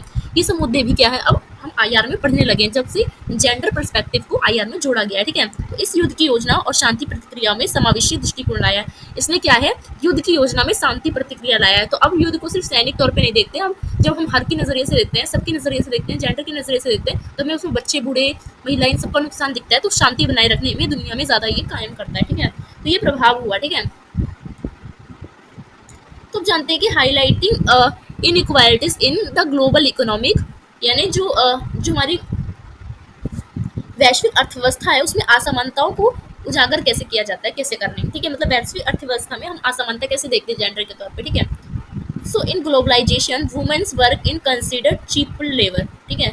यानी वैश्वीकरण में महिलाओं का काम सस्ता श्रम, चीप माना जाता है, ठीक है। बहुत श्रम कम माना जाता है, कम कम माना जाता है, इनकी सैलरी कम दी जाती है, ठीक है। तो ये भेदभाव होता है। दूसरा, feminist theory show how multinational company use women in low paid unstable job, यानी फेमिनिस्ट थ्योरी ये दिखाती है साथ में आईआर में आने के बाद कि जो बहुराष्ट्रीय कंपनी होती है, जो बहुराष्ट्रीय कंपनी है वो इंटरनेशनल कंपनी, वही इंटरनेशनल कंपनी को हम आईआर में तो पढ़ेंगे, तो ये कैसे महिलाओं को कम वेतन देती है, अस्थिर नौकरियों में इस्तेमाल करती है। यानी ये महिलाओं को एक ही पद पे जो पुरुष बैठे रहते हैं उससे कम सैलरी देती है महिलाओं को, और जब अस्थिर सैलरी होती है सिर्फ उसी में नौकरी देती है महिलाओं को, परमानेंट नहीं करा जाता है, ठीक है ना। तो ये सब क्या है, वैश्विक अर्थव्यवस्था में असमानता देखने को मिलती है जेंडर के तौर पर, ठीक है ना। तो वी स्पाइक ने इनके अनुसार अंतर्राष्ट्रीय राजनीतिक अर्थव्यवस्था में महिलाओं को अदृश्य श्रमिक बन चुकी है। यानी हम कहते हैं कि श्रमिक, यानी अगर मैं श्रमिक बोलूँ तो आपके मन में क्या आता है, मजदूर आता है ना, एक इमेज बनती है मजदूर की। तो मजदूर में सिर्फ आपको यही दिखता होगा ना, कारखाने में दिमाग में ये बनता होगा, कारखाने में काम करने वाले मजदूर, लड़के, आदमी, ठीक है ना। क्या आपके दिमाग में महिलाएं बनती है दिमाग में जब हम लेबर की बात करते हैं? तो नहीं ना। तो यही बात है कि ऐसा बना दिया गया है कि जबकि वुमेन्स काम करती है फिर भी अदृश्य श्रमिक बना दिया गया है वुमेन्स को, ठीक है ना। तो ये किसने कहा है, वी स्पाइक ने कहा है, ठीक है।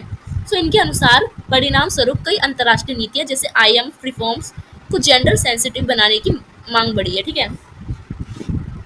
आई होप आपको समझ आ रहा हो। तो नेक्स्ट देखते हैं कि हम देखते हैं कि आईआर में जब हम जेंडर पर्सपेक्टिव देखते हैं तो हम देखते हैं कि ethical and inclusive foreign policy कैसी होती है। यानी विदेश नीति में संवेदनशीलता और न्याय के मूल्य आते हैं जब हम अंतर्राष्ट्रीय में संबंध में किसको पढ़ते हैं, जेंडर को जोड़ के पढ़ते हैं, ठीक है। ठीक है, तो जेंडर के आने से हमें पूरी तरह से आईआर में बदलाव देखने को मिलता है, ठीक है। Then foreign policy is gender sensitive, then there is an emphasise on women rights. जब हम देखते हैं कि जब विदेशी नीतियाँ लिंग संवेदनशील होती है, जितनी भी विदेश की नीति बनती है, कोई भी देश का विदेश मंत्री किसी देश के साथ बनाता है, तो अगर उसमें हमें लिंग संवेदनशील होती है, यानी लिंग के आधार पर भेदभाव सब नहीं होता, तो मानव अधिकारों पर जोर दिया जाता है। उस देश में मानव अधिकार को उल्लंघन नहीं होता है। शांति निर्माण में महिलाएं शामिल होती है उस देश में। युद्ध को मर्दाना बहादुरी की बजाय ट्रॉमा और मानवीय पीड़ा के रूप में समझा जाता है, क्योंकि जहाँ संवेदनशील होगी, लिंग संवेदनशील, तो वहाँ दोनों जेंडर की बात होगी, जहाँ दोनों जेंडर की बात होगी वहाँ सब अच्छा ही होगा, ठीक है ना। आई होप आपको समझ आ रहा हो। तो Sweden adopted a feminist foreign policy in 2014 तो focusing on women's rights development and security. जब स्वीडन ने 2014 में फेमिनिस्ट फॉरेन पॉलिसी अपनाई, जिससे उनकी विदेशी नीतियों में महिलाओं के अधिकार, विकास और सुरक्षा को केंद्रित किया गया, ठीक है ना, उसकी बात की गई, ठीक है। तो नेक्स्ट है कि मोर रिप्रेजेंटेशन इन डिसीजन मेकिंग, यानी जो हमारा निर्णय निर्माण है उसमें प्रतिनिधित्व को कैसे बढ़ाता है जब आईआर में हम जेंडर को पढ़ते हैं, ठीक है। तो आईआर में लिंग को शामिल करने से ये फायदा हुआ कि सवाल उठता ही रहता है, ठीक है। क्या महिलाएं राष्ट्र संघ यानी यूएन, डब्ल्यूटीओ या आईएम जैसे जो बड़ी बड़ी अंतर्राष्ट्रीय संस्था है उसका निर्णय ले रही है? क्या आपको लगता है लेती है? तो क्या युद्ध या शांति वार्ता में महिलाएं शामिल है? देखिए अभी भी बहुत कमी है। हम देखते हैं कि बड़े बड़े पद पे भी, जैसे आईएमएफ, डब्ल्यूटीओ, यूएनओ, तो इन सब में भी किसको बैठाया गया है, बड़े बड़े पदों पे पुरुष ही बैठे हैं, कम महिलाएं। तो जो भी फैसला लेती हैं, एक अंतर्राष्ट्रीय संबंध कोई बनाता है किसी देश से, तो हम देखते हैं कि ज़्यादातर मैन मैन ही बनाते हैं, ठीक है ना। तो क्या युद्ध शांति वार्ता में महिलाएं शामिल हैं? तो हम भी अभी भी हम कह सकते हैं कि पूरी तरह से तो नहीं है, ठीक है ना। तो इससे वैश्विक राजनीतिक सिर्फ पुरुषों का खेल ना रहकर सभी के निर्णय लेने की प्रक्रिया बन गई है। पर जब से अंतर्राष्ट्रीय संबंध में महिलाओं के दृष्टिकोण को जोड़ा गया है, तब से क्या है, ये पुरुषों से थोड़ा हट के अब जो अदर जेंडर है, हर जेंडर उन सबकी मांगों को देखता है, ठीक है ना। ने वैश्विक राजनीतिक में अब सभी के निर्णयों को माना जाता है, महिलाओं के निर्णय को भी माना जाता है, ठीक है ना। तो अब हम जानते हैं नेक्स्ट की चेंजिंग लैंग्वेज एंड मेटाफोर यानी आईआर में अंतर्राष्ट्रीय संबंध की भाषा और प्रतीकों में बदलाव कैसे आया जब अंतर्राष्ट्रीय संबंध में लिंग आधारित दृष्टिकोण को जोड़ा गया है। तो कैरोल कॉन ने बताया है कि जो कैरन कॉल थे उन्होंने बताया है कि explain that the language of defence and strategy is masculine and sexist. ठीक है, यानी उन्होंने बताया कि रक्षा और रणनीति की जो भाषा है वो अभी तक किसने दिया है, सिर्फ पुरुषों ने दिया, यानी पुरुष केंद्रित है। ठीक है ना, सेक्सिस्ट होती है। ठीक है, जैसे डीप पेनिट्रेशंस, सॉफ्ट टारगेट। ठीक है, तो ये सब जब हम रणनीति में इस भाषा का उपयोग करते हैं तो आप सॉफ्ट टारगेट से क्या समझते हो? महिलाओं की बात होती है सॉफ्ट टारगेट से। अगर युद्ध में कोई बोलता है ना सॉफ्ट टारगेट पे अटैक किया जाए, तो इसका मतलब होता है कि सॉफ्ट टारगेट वहाँ की महिला, वहाँ के बच्चे, मतलब सॉफ्ट टारगेट उसे ही माना जाता है, मतलब एक ऐसा बना दिया गया है। ठीक है ना, समझ रहे हो? जब लिंग को शामिल किया गया किसमें, आईआर में, तो उसकी भाषा में अधिक नैतिकता आई, बदला गया उसकी भाषा को, मॉरलिटी की तौर पे देखा गया, करुणा और सहयोग की भावना आई उसमें। ठीक है ना, तो अब महिलाओं को एक सॉफ्ट टारगेट ना समझिए, क्या एक नैतिकता, करुणा और सहयोग के रूप में आईआर में शामिल किया गया। ठीक है ना, सो अब जानते हैं नेक्स्ट की न्यू मेथड ऑफ नॉलेज, यानी नई शोध विधियां और दृष्टिकोण कैसे सामने आई जब आईआर में लिंग आधारित दृष्टिकोण को जोड़ा गया। ठीक है ना, सो traditional IR only talk about state and data. आप जानते हो पुराना जो परंपरागत आईआर था वो सिर्फ राज्य और आंकड़े की बात करता था, राज्य कैसे सुरक्षित रहेगा, राज्य कैसे युद्ध करेगा, आंकड़े वाकड़े इसकी बात करता था। ठीक है ना, लेकिन gender sensitive IR also include personal experience, interview, life stories and the study of social structure. जब जेंडर सेंसिटिव आईआर में आया तो व्यक्तिगत अनुभव को जोड़ा गया, आईआर में इंटरव्यू को जोड़ा गया, जीवन कहानी, सामाजिक संरचना, इन सबका अध्ययन होता है। इससे राजनीति को समझने के नए तरीके उजागर होते हैं और अधिक समावेशी दृष्टिकोण अपनाता है। ठीक है ना, क्या आईआर में तो भूमिहीन वंचित वर्गों की आवाज को जगह मिलती है इसमें। ठीक है, क्योंकि आईआर में जब लिंग आधारित हम देखते हैं, तो लिंग आधारित जब हम समानता देखते हैं, जब आईआर में जोड़ा गया, तो हम इन सारे जो पिछड़े जो हमारे ऐसे वर्ग थे जिनका विकास नहीं हो पाया और जिसका अंतर्राष्ट्रीय संबंध में कोई योगदान नहीं दिखाया जा रहा था, उन सबका क्या हुआ, धीरे धीरे इन सब पे ध्यान दिया जा रहा था। ठीक है ना, तो निष्कर्ष में क्या लिखोगे कंक्लूजन में कि the inclusion of gender in IR bring about a profound moral and human change in global politics. यानी जो हमारा आईआर में लिंग को शामिल करने से क्या है, वैश्विक राजनीतिक में गहरा और नैतिक और मानवीय परिवर्तन आया है। यह न केवल नीतियों को अधिक समावेशी बनाता है, मतलब सबकी नीतियों को आईआर में जोड़ता नहीं है, बल्कि साथ में ये युद्ध, शांति, विकास, कूटनीति, डिप्लोमेसी और ह्यूमन राइट्स यानी मानव अधिकार को भी सभी के नजरियों से देखता है और शक्ति देता है। मतलब अब आप इंटरनेशनल रिलेशन को, अंतर्राष्ट्रीय संबंध को सिर्फ एक की दृष्टि से नहीं देखते हो। ठीक है,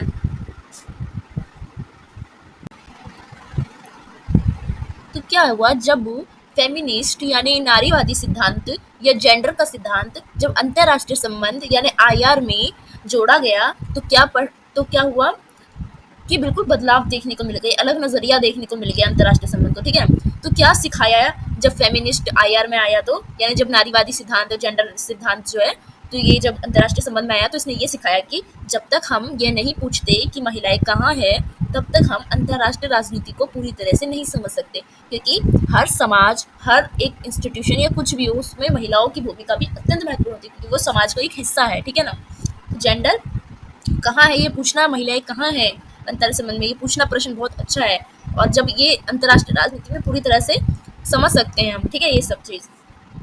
चलिए हम चलते हैं हमारे नेक्स्ट क्वेश्चन पे। ठीक है ना, नेक्स्ट क्वेश्चन हमारा यूनिट नंबर सेकंड से होगा। अभी जो हम क्वेश्चन कर रहे थे वो यूनिट नंबर फर्स्ट से बन रहे थे। ठीक है ना, अब हम यूनिट नंबर सेकंड से जितने भी इंपॉर्टेंट क्वेश्चन बनते हैं वो हम कर लेते हैं। ठीक है, सो यूनिट नंबर सेकंड से देखते हैं पहला क्वेश्चन क्या बन रहा है। So how have feminist theories challenge male stream IR theory, explain with example. यानी कैसे नारीवादी सिद्धांत ने जो आईआर का सिद्धांत है यानी अंतर्राष्ट्रीय संबंध का सिद्धांत है उसको किस तरह चुनौती दी, उदाहरण के साथ समझाइए। मतलब जब अंतर्राष्ट्रीय संबंध में नारीवादी सिद्धांत जोड़ा गया तो उसने कैसे प्रभाव डाला और कैसे उस सिद्धांत ने पूरी तरह से आईआर के सिद्धांत जो थे, पारंपरिक सिद्धांत, उसको पूरी तरह से चुनौती दे दी और उसका क्रिटिसाइज कर दिया, उसकी आलोचना कर दी। तो कैसे करी वो आपको बताना है। ठीक है ना, समझ गए क्वेश्चन क्या था। सो इंट्रोडक्शन से स्टार्ट करते हैं हम। ठीक है ना, क्योंकि कोई भी आंसर इंट्रोडक्शन से स्टार्ट करना है और खत्म कहाँ करना है, कंक्लूजन पे। ठीक है, so main stream theory is studying international relation such as realism, liberalism, Marxism tend to center in term of power, the state, security. This theory do not neglect women and gender-based perspective. So, however, feminist theory has criticized this traditional viewpoint and has claimed that gender should be presented as a centre idea in IR. मतलब हम देखते हैं कि अंतरराष्ट्रीय संबंधों में, अंतरराष्ट्रीय में यानी आईआर में, आईआर का अध्ययन करने से हमें क्या पता लगता है। जब आपने फोर्थ या फिफ्थ सेमेस्टर में जब आईआर पढ़ा था तो आपको क्या पता लगा कि मुख्य धारा सिद्धांत, जैसे कि क्या क्या आईआर में पढ़ रहे थे हम जब हमने आईआर पढ़ा था। तो जैसे यथार्थवाद आता है, आईआर पढ़ते हैं तो हमें यथार्थवाद, रियलिज्म पढ़ना होता है, उदारवाद पढ़ना होता है, लिबरलिज्म, मार्क्सवाद पढ़ना होता है, मार्क्सिज्म, तो ये सब पढ़ना होता है। और इन सब में क्या किस चीज की बातें की जाती है इन तीनों विचारधाराओं में, तो शक्ति की बात की जाती है।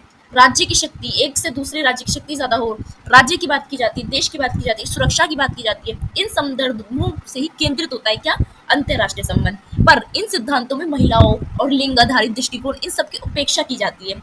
अगर हम इंटरनेशनल रिलेशन पढ़ते थे पारंपरिक वाला, तो क्या होता था, इन लोग महिलाओं की बात ही नहीं की जाती थी, अदर जेंडर की बातें नहीं की जाती थी। परंतु नारीवादी सिद्धांत यानी जो फेमिनिस्ट जो है थ्योरी, इन्होंने परंपरागत दृष्टिकोण की आलोचना की है। इन्हें पहले की जो दृष्टिकोण था आईआर का, उसकी आलोचना की, क्योंकि उसमें ना नारी की बात होती थी ना अदर जेंडर की बात होती थी, ठीक है ना। ये सिर्फ ये दावा करता था कि आईआर में लिंग जेंडर को एक केंद्रीय विचार के रूप में पेश किया जाना चाहिए। मीन्स लिंग जेंडर जो है उसको किस तौर पर पेश करना चाहिए, एक आईआर में लिंग जेंडर को केंद्र के तौर पे, क्योंकि क्या है, हम पारंपरिक में जब पढ़ रहे थे तो सिर्फ सारे जो काम थे वो सब क्या है, यथार्थवाद, रियलिज्म, सब में मेंस की बात हो रही थी, आदमियों की बात हो रही थी, आदमी शक्ति कर रहे हैं, सुरक्षा कर रहे हैं, पर कहीं पे भी महिलाओं की बात नहीं की जा रही थी। तो महिलाओं की बात की जाए, जेंडर की बात की जाए, तो इसलिए क्या है, केंद्र क्या विचार करा नारीवादियों ने कि आईआर का केंद्र होना चाहिए जेंडर, ठीक है ना। इंट्रोडक्शन समझ आया, चलिए आगे चलते हैं, ठीक है। तो देखते हैं हम और भी इंट्रोडक्शन में क्या क्या चीजें, कि feminist theory found gender based violence, social equalities and women's rights outside mainstream theories and consider them an overlook approach in the study of global politics. क्या देखने को मिला कि नारीवादी सिद्धांतों ने लिंग आधारित हिंसा, सामाजिक असमानता और महिलाओं के अधिकार को मुख्य धारा के सिद्धांत से बाहर पाया और उन्हें वैश्विक राजनीति के अध्ययन में एक अनदेखा दृष्टिकोण समझा। यानी नारीवादी सिद्धांत ने ये बताया लोगों को कि लिंग आधारित हिंसा जो हो रही है, यानी एक लिंग पे जो हिंसा की जा रही है, जैसे कहीं युद्ध होता है तो महिलाओं को ही, वहाँ के जो महिलाएं होती हैं उनके साथ जो किया जाता है बर्ताव, सामाजिक असमानता, उसमें भी महिलाओं को नीचा दर्जा दिया जाता है, महिलाओं के जितने अधिकार है उसकी अनदेखी की जा रही है अगर अंतर्राष्ट्रीय संबंध में। तो ये सब अनदेखी की जा रही है, ये उजागर कर रहा है कौन, नारीवादी सिद्धांत, ठीक है ना, कि अंतर्राष्ट्रीय संबंध इन सब की उपेक्षा कर रहा है, ठीक है, इन सबको बाहर का मान रहा है, ठीक है। तो उन्हें वैश्विक राजनीति के अध्ययन में एक अनदेखा दृष्टिकोण समझा गया नारीवादियों के जरिए, ठीक है। So feminist theory aims to appropriately honor the role of women as well as to highlight how gender-based inequality are powerfully embedded in global politics. यानी नारीवादी सिद्धांत नारीवादी सिद्धांत का उद्देश्य ये है कि महिलाओं की भूमिका को उचित रूप से सम्मानित किया जाए, साथ ही ये बताया जाए कि कैसे लिंग आधारित असमानताएं जो हैं वो वैश्विक राजनीति में क्या कर रही है, शक्तिशाली रूप से सहमित है, ठीक है। तो जानते हैं हम कि जो हमारा आईआर है, ठीक है, तो उसके कौन कौन से सिद्धांत हैं, ठीक है ना, उसको हम जानते हैं। तो आईआर में फेमिनिस्ट ने किस किस को चैलेंज किया, तो फेमिनिस्ट चैलेंज टू रियलिज्म, उन्होंने यथार्थवाद को चैलेंज किया, यानी यथार्थवाद पर नारीवादी ने चुनौती दी, यानी यथार्थवाद की आलोचना करता है नारीवादी। क्यों, क्योंकि यथार्थवाद आईआर में जब हम यथार्थवाद पढ़ते हैं तो ये क्या है, महिलाओं की और अदर जेंडर को अनदेखा करता है और सिर्फ शक्ति संघर्ष की बात करता है, ठीक है। तो realism is a traditional theory of international relation which focus on power, conflict and security. यानी यथार्थवाद क्या कर रहा है, अंतरराष्ट्रीय संबंधों का एक पारंपरिक सिद्धांत है, ठीक है, बहुत पुराना सिद्धांत है अंतरराष्ट्रीय संबंध का, जो सत्ता की बात करता है, संघर्ष की बात करता है और सुरक्षा की बात करता है देश की, ठीक है ना। इसी पे केंद्रित है क्या, यथार्थवाद, मतलब यथार्थवाद का मतलब सत्ता, संघर्ष और सुरक्षा की बात करता है ये, ठीक है ना। हमने इंटरनेशनल रिलेशन पढ़ा था फोर्थ या फिफ्थ सेमेस्टर में, तो उसमें आपने पढ़ा होगा ये, ठीक है। तो ये क्या है कि जो हमारा यथार्थवाद है, यानी according to realist theory the international system is anarchy in which state struggle to increase their security and power। क्या कहता है यथार्थवाद कि जो दुनिया है यानी अंतरराष्ट्रीय प्रणाली है वो क्या है, उसमें अराजक है, यानी अराजक मीन्स अंतरराष्ट्रीय प्रणाली मतलब पूरी दुनिया में जितने देश है ना, उसका कोई एक हेड देश नहीं है। जैसे कि देखो भारत में बहुत सारे स्टेट है, उसका एक हेड देश है, मतलब सबके देश में स्टेट होता है, ठीक है, पर देश का कोई मतलब पूरी दुनिया का एक कोई ऐसा है कि जैसे देखो भारत का प्रधानमंत्री है या राष्ट्रपति है, अमेरिका का राष्ट्रपति है, प्रधानमंत्री है, क्या पूरी पृथ्वी का कोई राष्ट्रपति है, नहीं ना। तो मतलब यही बात कह रहा है कि अनार्की है दुनिया में, कोई ऐसा नहीं है जो सभी देशों का मतलब क्या है, सबसे सुप्रीम व्यक्ति है, वो नहीं है। तो जहाँ इसलिए क्या है, सारे देश इसलिए उन्होंने अनार्की कहा, अनार्की मीन्स अराजक, कोई भी एक सबसे ऊपर सुप्रीम नहीं है जो पूरी दुनिया को संभाले, ठीक है ना। इसलिए क्या कर रहे हैं सारे देश, like America, Britain, Bharat, like चीन, इंडोनेशिया, क्या कर रहे हैं, एग्जांपल दे रही हूँ, तो सब आपस में लड़ रहे हैं। क्यों लड़ रहे हैं? शक्ति संघर्ष के मामले में, कि हम इससे आगे निकलेंगे, चाहे अर्थव्यवस्था के मामले में, चाहे सैनिक के मामले में, ठीक है ना। तो इसको कहते हैं अराजक, ठीक है, जिसमें राज्य अपनी सुरक्षा और सत्ता बढ़ाने के लिए संघर्ष करता है, मीन्स अपनी इकोनॉमिक बढ़ाने के लिए, अपने मिलिट्री फोर्स बढ़ाने के लिए क्या करता है, एक देश दूसरे देश से फाइट करता है, ठीक है, चाहे वो सॉफ्ट पावर की लड़ाई हो, चाहे किसकी हो, हार्ड पावर की, ठीक है। तो इस सिद्धांत का आधार यह मानना है कि राज्यों की प्राथमिकता क्या है, यानी रियलिज्म के अकॉर्डिंग राज्य की क्या मतलब प्रायोरिटी है, सुरक्षा और राज्य है, ठीक है, यानी सिक्योरिटी और नेशनल इंटरेस्ट, ठीक है। सो युद्ध और शक्ति संघर्ष को इस सिद्धांत में स्वाभाविक माना जाता है, किसमें, यथार्थवाद में। और नारीवादी इसी की आलोचना करती है कि यथार्थवाद देखो, सुरक्षा की बात कर रहा है, राज्य हित की बात कर रहा है, पर वुमेन्स की बात नहीं कर रहा है, ठीक है। तो हम जानते हैं कि नारीवादी ने यथार्थवाद की कैसी आलोचना की, क्रिटिसाइज कैसे किया, ठीक है। तो नारीवादी द्वारा यथार्थवाद की आलोचना जानते हैं, ठीक है, फेमिनिस्ट क्रिटिसिज्म, ठीक है ना, और रियलिज्म, ठीक है। सो मेल सेंट्रेड व्यू ऑफ रियलिज्म, उन्होंने क्या कहा है, रियलिज्म क्या है, मेन सेंट्रेड है, यानी पुरुष केंद्र दृष्टिकोण है, ठीक है, यथार्थवादी, ठीक है, नारीवादी ने कहा है ये, ठीक है। So feminist theories have criticise realism for considering only man and their power as primacy, यानी उन्होंने कहा है कि नारीवादी सिद्धांतकारों ने ये यथार्थवाद की आलोचना करते हुए कहा है कि केवल पुरुषों और उनकी सत्ता को प्रमुख माना जाता है, किसमें, यथार्थवाद में, रियलिज्म में, ठीक है। So realism has neglect women experience, women's political role and their struggle. In realist theory, the role of women is seen primarily and the consequences of war, sexual violence and issues related security. ठीक है, यानी यथार्थवाद ने महिलाओं के अनुभवों को जो वो बीतती है उन पे जब युद्ध होता है, तो ठीक है ना, जो विधवा हो जाती है या उनके साथ जो महिलाओं के साथ महिलाओं की राजनीतिक भूमिका कमी है उनकी, ठीक है ना, सो उनके संघर्षों को उपेक्षित किया जाता है, नज़रअंदाज किया जाता है, कहाँ ना, यथार्थवाद में, क्योंकि ये सिर्फ पुरुषों की बात करता है कि पुरुष मरे इतने युद्ध में, ये मरे, तो भाई उसकी महिला, उसकी वाइफ, उसकी वो सब होती है, ठीक है, उसको नज़रअंदाज करते हैं। तो यथार्थवादी सिद्धांत में महिलाओं की भूमिका को मुख्य रूप से युद्ध के परिणामों, ठीक है ना, यानी युद्ध के बाद जो परिणाम निकलते हैं, जिसमें मान लो जो महिला है उसका पति मर गया, ठीक है, तो वो एक से देश से दूसरे देश उसको विस्थापन करना पड़ता है, उसके साथ क्या होता है, यौन हिंसा होती है, ठीक है ना, और सुरक्षा संबंधित मुद्दे, इन सब की देखी की जाती है, इन सब पे बात ही नहीं की जाती, ठीक है ना, ठीक है। तो नारीवादी कहते हैं यथार्थवाद की आलोचना करते हैं। और दूसरी आलोचना क्या करते हैं नारीवादी लोग यथार्थवाद की, कि जो यथार्थवाद है वो कैसा है, वो सैन्य शक्ति और महिला का सवाल है, ठीक है, यानी question of military power and women's, यानी महिलाओं पे क्वेश्चन कर, ठीक है। सो यथार्थवाद में सैन्य शक्ति और सुरक्षा को केंद्रित करके निर्णय लिए जाते हैं, मतलब in realism decision are made by concentrating military power and security, ignoring issues such as women rights and human security, feminist thinkers, ठीक है। So Saithya and Leone has pointed out that the position of women in war and military conflict is overlooked and feminist theory has challenged this, मतलब कि जब जिसमें महिलाओं के अधिकार, मानव सुरक्षा जैसे मुद्दों को अनदेखा किया जाता है इस विचारधारा में, मीन्स यथार्थवादी में, तो नारीवादी विचारक जो एनलियो है उन्होंने ये बताया है कि नारीवादी विचारक है, इन्होंने ये कहा है कि युद्ध और सैन्य संघर्षों में महिलाओं की स्थिति को क्यों अनदेखा किया जाता है, क्यों अनदेखा किया जाता है, और नारीवादी सिद्धांत ने इसे चुनौती भी दी है, ठीक है ना, यानी यथार्थवाद की पूरी तरह से क्रिटिसाइज किया है इस मुद्दे को उठा के, ठीक है। उदाहरण के तौर पर अगर मैं आपको बताऊं तो रूस यूक्रेन युद्ध में क्या हुआ था, रूस यूक्रेन युद्ध अभी भी चल रहा है ना, आपको पता है ना, इसमें क्या हो रहा है कि महिलाओं को शरणार्थियों के रूप में अत्यधिक हिंसा शोषण का सामना करना पड़ रहा है, यानी महिलाओं को जो शरणार्थी, एक तो महिलाओं को एक स्थान से दूसरे स्थान पे जाना पड़ रहा है क्योंकि जहाँ बमबारी हो रही है, युद्ध हो रहा है, ठीक है ना, एक तो ये झेलना पड़ रहा है, ऊपर से अत्यधिक हिंसा हो रही है महिलाओं के साथ, ठीक है, शोषण हो रहा है उनका, क्योंकि जहाँ क्या होता है इसमें बहुत ज़्यादा यौन शोषण वगैरह भी इनका होता है। तो ये घटनाएं क्या है, नारीवादी दृष्टिकोण से स्पष्ट रूप से देखा जाता है कि देखिए अंतर्राष्ट्रीय संबंध में ये सब चीज़ें भी हो रही है जिसपे रियलिज्म बात नहीं कर रहा है, ठीक है, जबकि यथार्थवादी दृष्टिकोण इस प्रकार की घटनाओं को युद्ध के सहायक परिणामों के रूप में देखता है, ठीक है। तो इसलिए क्रिटिसाइज करते हैं नारीवादी सिद्धांत यथार्थवादियों का, ठीक है। तो दूसरा किस विचारधारा का नारीवादी लोग क्रिटिसाइज करते हैं, तो उदारवाद का, यानी लिबरलिज्म का, ठीक है ना। तो लिबरल अब जानते हैं हम कि feminist channels to liberalism, okay.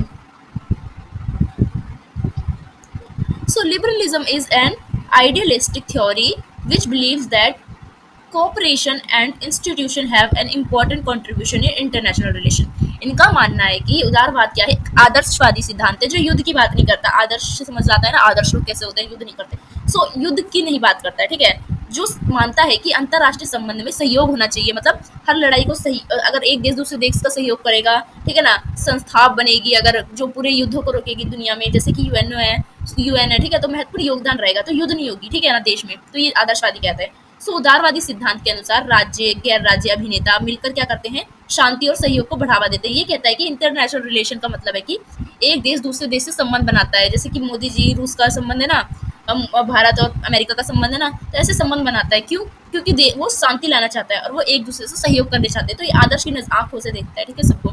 तो संयुक्त राष्ट्र, World Trade Organisation, World Health Organisation जैसे संगठन जो है वो उदारवाद के क्या है, उदाहरण है। क्यों? क्योंकि इस सब में क्या है, इंटरनेशनल रिलेशन देखने को मिलता है, सारे देश मिलते हैं देखने को और सहयोग करते हैं एक दूसरे को, ठीक है। तो समझिए उदारवाद क्या है।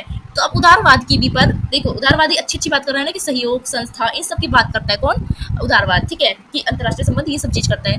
पर ये सहयोग संस्था की बात करता है, पर ये भी पर महिलाओं की बात क्यों नहीं करता है, ठीक है। तो इसलिए महिलावादी यानी नारीवादी लोग आलोचना करते हैं उदारवाद की भी, ठीक है। तो हम देखते हैं अब, ठीक है। सो फेमिनिस्ट क्रिटिसिज्म देखते हैं और लिबरलिज्म, ठीक है।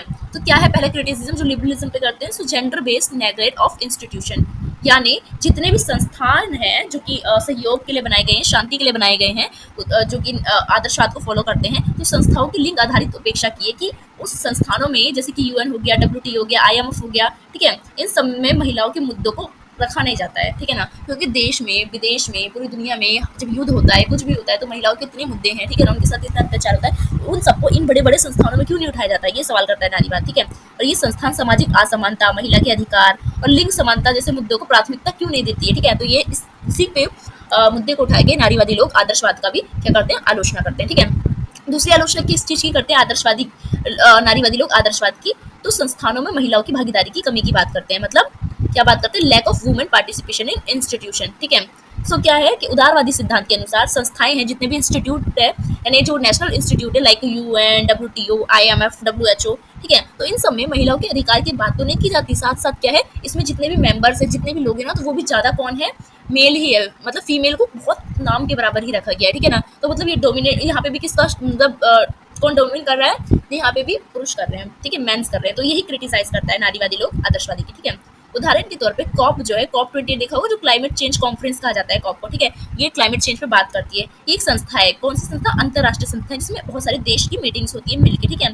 सो ये विश्व जलवायु शिखर सम्मेलन में महिलाओं के मुद्दों पर विशेष ध्यान नहीं दिया जाता। देखिए क्लाइमेट चेंज कॉन्फ्रेंस भी जो है वो हमेशा बैठती है, हर साल बैठती है, तो इसमें भी क्यों नहीं महिलाओं के मुद्दे उठाया जाता है, ठीक है, कि जो युद्ध के बाद या क्लाइमेट चेंज या किसी भी चीज़ से जो महिलाओं को इम्पैक्ट पड़ता है, उस इम्पैक्ट को क्यों नहीं बताया जाता, क्यों नज़रअंदाज किया जाता है, जबकि जलवायु परिवर्तन का सबसे अधिक असर महिलाओं पे पड़ता है, बालिकाओं पे पड़ता है, खासकर विकसित देशों में, ठीक है ना। क्योंकि आपको पता है वुमेन्स पे ज़्यादा पड़ता है, क्योंकि वुमेन्स के हार्मोन्स अलग होते हैं, ठीक है ना, समझ रहे हो। सो ये क्यों नहीं उठाया जाता है, समझ रहे हो कि आदर्शवादी लोग के भी कैसे नारीवादी लोग आलोचना कर रहे हैं, क्यों कर रहे हैं। तो अब क्या है, नारीवादी लोग आलोचना हम जानेंगे कि नारीवादी लोग कैसे मार्क्सवादी की भी आलोचना करते हैं, ठीक है, यानी फेमिनिस्ट चैलेंज टू मार्क्सिज्म, ठीक है। सो मार्क्सिज्म क्या है, Marxism focusing on class struggle and economic inequality, आपको सबको पता है ये चीज, ठीक है। तो according to Marxist theory the main cause of operations in society is economic structure and equalities between class, यानी वो क्या कहते हैं मार्क्सिज्म लोग की, मार्क्सवादी लोग ये ध्यान देते हैं ये कि वर्ग संघर्ष पे, आर्थिक असमानता की बात करते हैं कि समाज में दो वर्ग है, एक अमीर वर्ग है, एक गरीब वर्ग है, मतलब एक मजदूर वर्ग है, एक पूंजीपति वर्ग है, पूंजीपति वर्ग मजदूर वर्ग का शोषण करता है, जब यही सब बात करते हैं ना मार्क्सवादी लोग, ठीक है ना। मार्क्सवादी सिद्धांत के अनुसार समाज में उत्पीड़न का मुख्य कारण आर्थिक संरचना है, मतलब आर्थिक संरचना से समाज में असमानता आ रही है, ऐसा मानते हैं ना। अच्छा तुम समाज में असमानता की बात कर रहे हो कि एक अमीर लोग गरीब लोगों का शोषण कर रहा है, तो तुम इस चीज की बात क्यों नहीं कर रहे हो कि महिलाओं का भी शोषण हो रहा है पुरुषों द्वारा, ठीक है। तो ये भी क्या है, महिलाओं की कहीं बात नहीं करता है, ठीक है ना, कि युद्ध में इन सब में अगर जब तुम समानता की बात करते हो तो तुम महिलाओं को भी बात करो, समानता में क्या महिलाएं नहीं आती, ठीक है। तो इसके भी नारीवादी लोग इसलिए क्रिटिसाइज करते हैं, ठीक है। तो क्या क्रिटिसाइज करते हैं उसको हम देखते हैं, ठीक है ना, यानी फेमिनिस्ट क्रिटिसाइज देखते हैं हम, और किस पे, मार्क्सिज्म पे, ठीक है। तो पहला क्या करते हैं कि neglect of gender based operations, यानी जो मार्क्सवादी है वो लिंग आधारित उत्पीड़न की उपेक्षा करते हैं, ठीक है। यानी लिंग आधारित जो भेदभाव होता है, असमानता फैल रही है समाज में, उसकी तो बात ही नहीं कर रहा है, बस अमीर गरीब की उसकी बात कर रहा है, ठीक है। तो मार्क्सवाद केवल आर्थिक उत्पीड़न की बात करता है, वर्ग संघर्ष को सही महत्वपूर्ण मानता है, जबकि लिंग आधारित जो उत्पीड़न है और महिलाओं के जो अधिकार है उसको कम आंका जाता है, इन सबकी तो बात ही नहीं करता। तो नारीवादी सिद्धांतकारों ने तर्क दिया है कि लिंग आधारित असमानता समाज में आर्थिक जो असमानता है उससे भी ज्यादा महत्वपूर्ण है। क्यों भाई? बहुत महत्वपूर्ण है। आर्थिक असमानता, जो गरीब अमीर सभी होते हैं, ठीक है ना, इसमें असमानता है, बट ये वो तो इसलिए इकोनॉमिक बेस है। पर नारीवाद जो लिंग आधारित है वो तो कोई बेस ही नहीं है, मतलब डिस्क्रिमिनेशन करने का, ठीक है ना। तो क्यों होता है, ठीक है ना, तो ये बात करते हैं। दूसरा क्या है कि घर के काम की अनदेखी की जाती है, मीन्स क्या की जाती है, इग्नोरिंग की जाती है हाउस वर्क को। मतलब महिलाएं जो हैं, जब जो मार्क्सिज्म कहता है ना कि मजदूर बहुत काम करते हैं, उनकी उपेक्षा की जाती है, पूंजीपति वर्ग उनका बहुत शोषण करते हैं, हम तो भाई मजदूरों की बात करते हैं बहुत ज़्यादा, ऐसे ऐसे कहते हैं। अरे तुम जब मजदूर इतना काम करते हैं तुम उनकी बात करते हो, जो घर में दिन रात मजदूरी करती है महिला, उसकी तुम बात नहीं करते हो, ठीक है। तो क्या है कि Marxist theory did not give to economic value to house worker which most women do. Feminist theory considered it an important economic and social issue as identity its labour. क्या है, मार्क्सवादी सिद्धांत ने घर के काम को आर्थिक मूल्य नहीं दिया। क्या उसकी वेतन की बात नहीं की जाए जो वो दिन से लेकर रात तक करती है, जो अधिकांश महिलाएं करती हैं? नारीवादी सिद्धांत क्या ये भी दिखाता है कि ये मार्क्सिज्म भी जो बात करता है मजदूर वर्ग की, कि अमीर लोग गरीब लोग का शोषण कर रहे हैं, तो ये क्यों नहीं दिखाता है कि जब गरीब लोगों की, मजदूर वर्ग की अगर सैलरी की बात करता है, तो महिलाएं जो घर में काम करती है उसकी सैलरी की बात क्यों नहीं करता है ये, जब आर्थिक की बात करता है ज़्यादा, ठीक है ना। सो आप समझ रहे हो कि क्यों क्रिटिसाइज करते हैं नारीवादी लोग, पूरा तरह से लॉजिक वाली बात है भाई, ठीक है। सो घरेलू श्रम एग्जाम्पल के लिए, यानी डोमेस्टिक लेबर, जो मुख्य रूप से महिलाएं द्वारा किया जाता है। सबकी मम्मियाँ, सबकी बहनें घर में काम करती होगी, ठीक है, डोमेस्टिक लेबर की तरह, पर उनको क्या सैलरी देते हो आप? नहीं देते ना। तो मार्क्सवादी सिद्धांत में सही तरीके से मान्यता प्राप्त नहीं है किसको? नारीवादी जो विचारधारा है, जो घरेलू श्रम करती है, डोमेस्टिक, ठीक है। तो जबकि ये महिलाओं के अधिकार और वर्ग संघर्ष से जुड़ा हुआ है, पर इस मुद्दे को क्यों नहीं उठाती है मार्क्सवादी, ठीक है ना, क्यों महिलावादी उठाए इससे, ठीक है ना। तो इसलिए क्रिटिसाइज करते हैं, ठीक है। सो अब जानते हैं हम कि the influence of feminist theory का, यानी नारीवादी सिद्धांत का समाज पे, दुनिया पे क्या प्रभाव पड़ा, ठीक है, इसको जानते हैं, ठीक है। So feminist theory have challenge mainstream IR theory and given a new way to look at global politics from a gender-based perspective.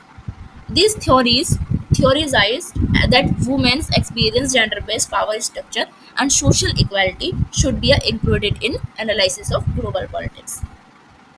यानी जो नारीवादी सिद्धांत है उसका ये प्रभाव पड़ा समाज पे कि नारीवादी सिद्धांतों ने जो अंतरराष्ट्रीय संबंध है उसको पूरी तरह से चुनौती दी, टक्कर में, ठीक है, देकर विश्व राजनीति को लिंग आधारित दृष्टिकोण देने का प्रयास किया है, रास्ता दिया। इन्होंने ये बताया कि जो आईआर के जितने भी सिद्धांत है, यथार्थवादी, आदर्शवादी, मार्क्सवादी, वो सब लिंग आधारित भेदभाव को अनदेखा करते हैं। तो हमें अंतरराष्ट्रीय संबंध को नारीवादी दृष्टिकोण से, लिंग आधारित दृष्टिकोण से देखने की जरूरत है, ठीक है ना। तो एक नया रास्ता इसने नारीवादी सिद्धांत ने पूरी दुनिया को दिया है, ठीक है ना। तो इस सिद्धांत ने यह सिद्ध किया है कि महिलाएं के अनुभव जो होते हैं, जो वो पीड़ा सहती है युद्ध के समय, और लिंग आधारित जो शक्ति संरचना है और सामाजिक असमानता जो है जिसमें उनको नीचा माना जाता है, तो वैश्विक राजनीति के विश्लेषण में शामिल किया जाना चाहिए। मतलब महिलाओं के जो ये सारे मुद्दे हैं जो अंतरराष्ट्रीय तौर पे होते हैं, इन सभी को क्या है, अंतरराष्ट्रीय मंच पे उठाना चाहिए और आईआर में पूरी तरह से पढ़ना चाहिए, और यथार्थवादी, आदर्शवादी, मार्क्सवादी, इन सबको इसकी बात करनी चाहिए, ठीक है ना। सो नारीवादी सिद्धांतकारों ने जो है वो यह भी दिखाया है कि मतलब जो जितने भी फेमिनिस्ट थ्योरिस्ट है, उन्होंने ये शो किया है कि security is not only link to military strength but women security and women safety are also important. मतलब सिर्फ ये नहीं है कि मतलब मिलिट्री, मतलब सैन्य सुरक्षा हो देश की तो देश सुरक्षित है, नहीं भाई, देश के जो नागरिक है, वुमेन्स है, उसकी सिक्योरिटी जरूरी होनी चाहिए। देश में जो वुमेन है उनकी अगर सेफ्टी, उनकी सुरक्षा की जा रही है, तब हम कहेंगे कि हमारा देश में सिक्योरिटी बनी हुई है, सुरक्षा बनी हुई है। हमारी जो सरकार है वो अगर देश में, ठीक है, देश में सही है, बैठ गई, खड़ी हो गई बॉर्डर पे, जो कि नहीं आ रही, मिलिट्री स्ट्रेंथ रख रही है, पर देश में वुमेन सिक्योरिटी नहीं दे रही, आपस में लोग मर रहे हैं, कट रहे हैं, और वुमेन की सेफ्टी पे अगर ध्यान नहीं दे रही, उनकी सुरक्षा पे ध्यान नहीं दे रही, जो उनके साथ जो उत्पीड़न हो रहा है, तो काहे का सिक्योरिटी दे रही है, ठीक है ना, ठीक है। सेकंड के global piece required increase participation of women in institution and gender based policy. यानी वैश्विक शांति के लिए ये ज़रूरी है, बिल्कुल ज़रूरी है कि संस्थानों में क्या करा जाए, महिलाओं की भागीदारी बढ़ाया जाए।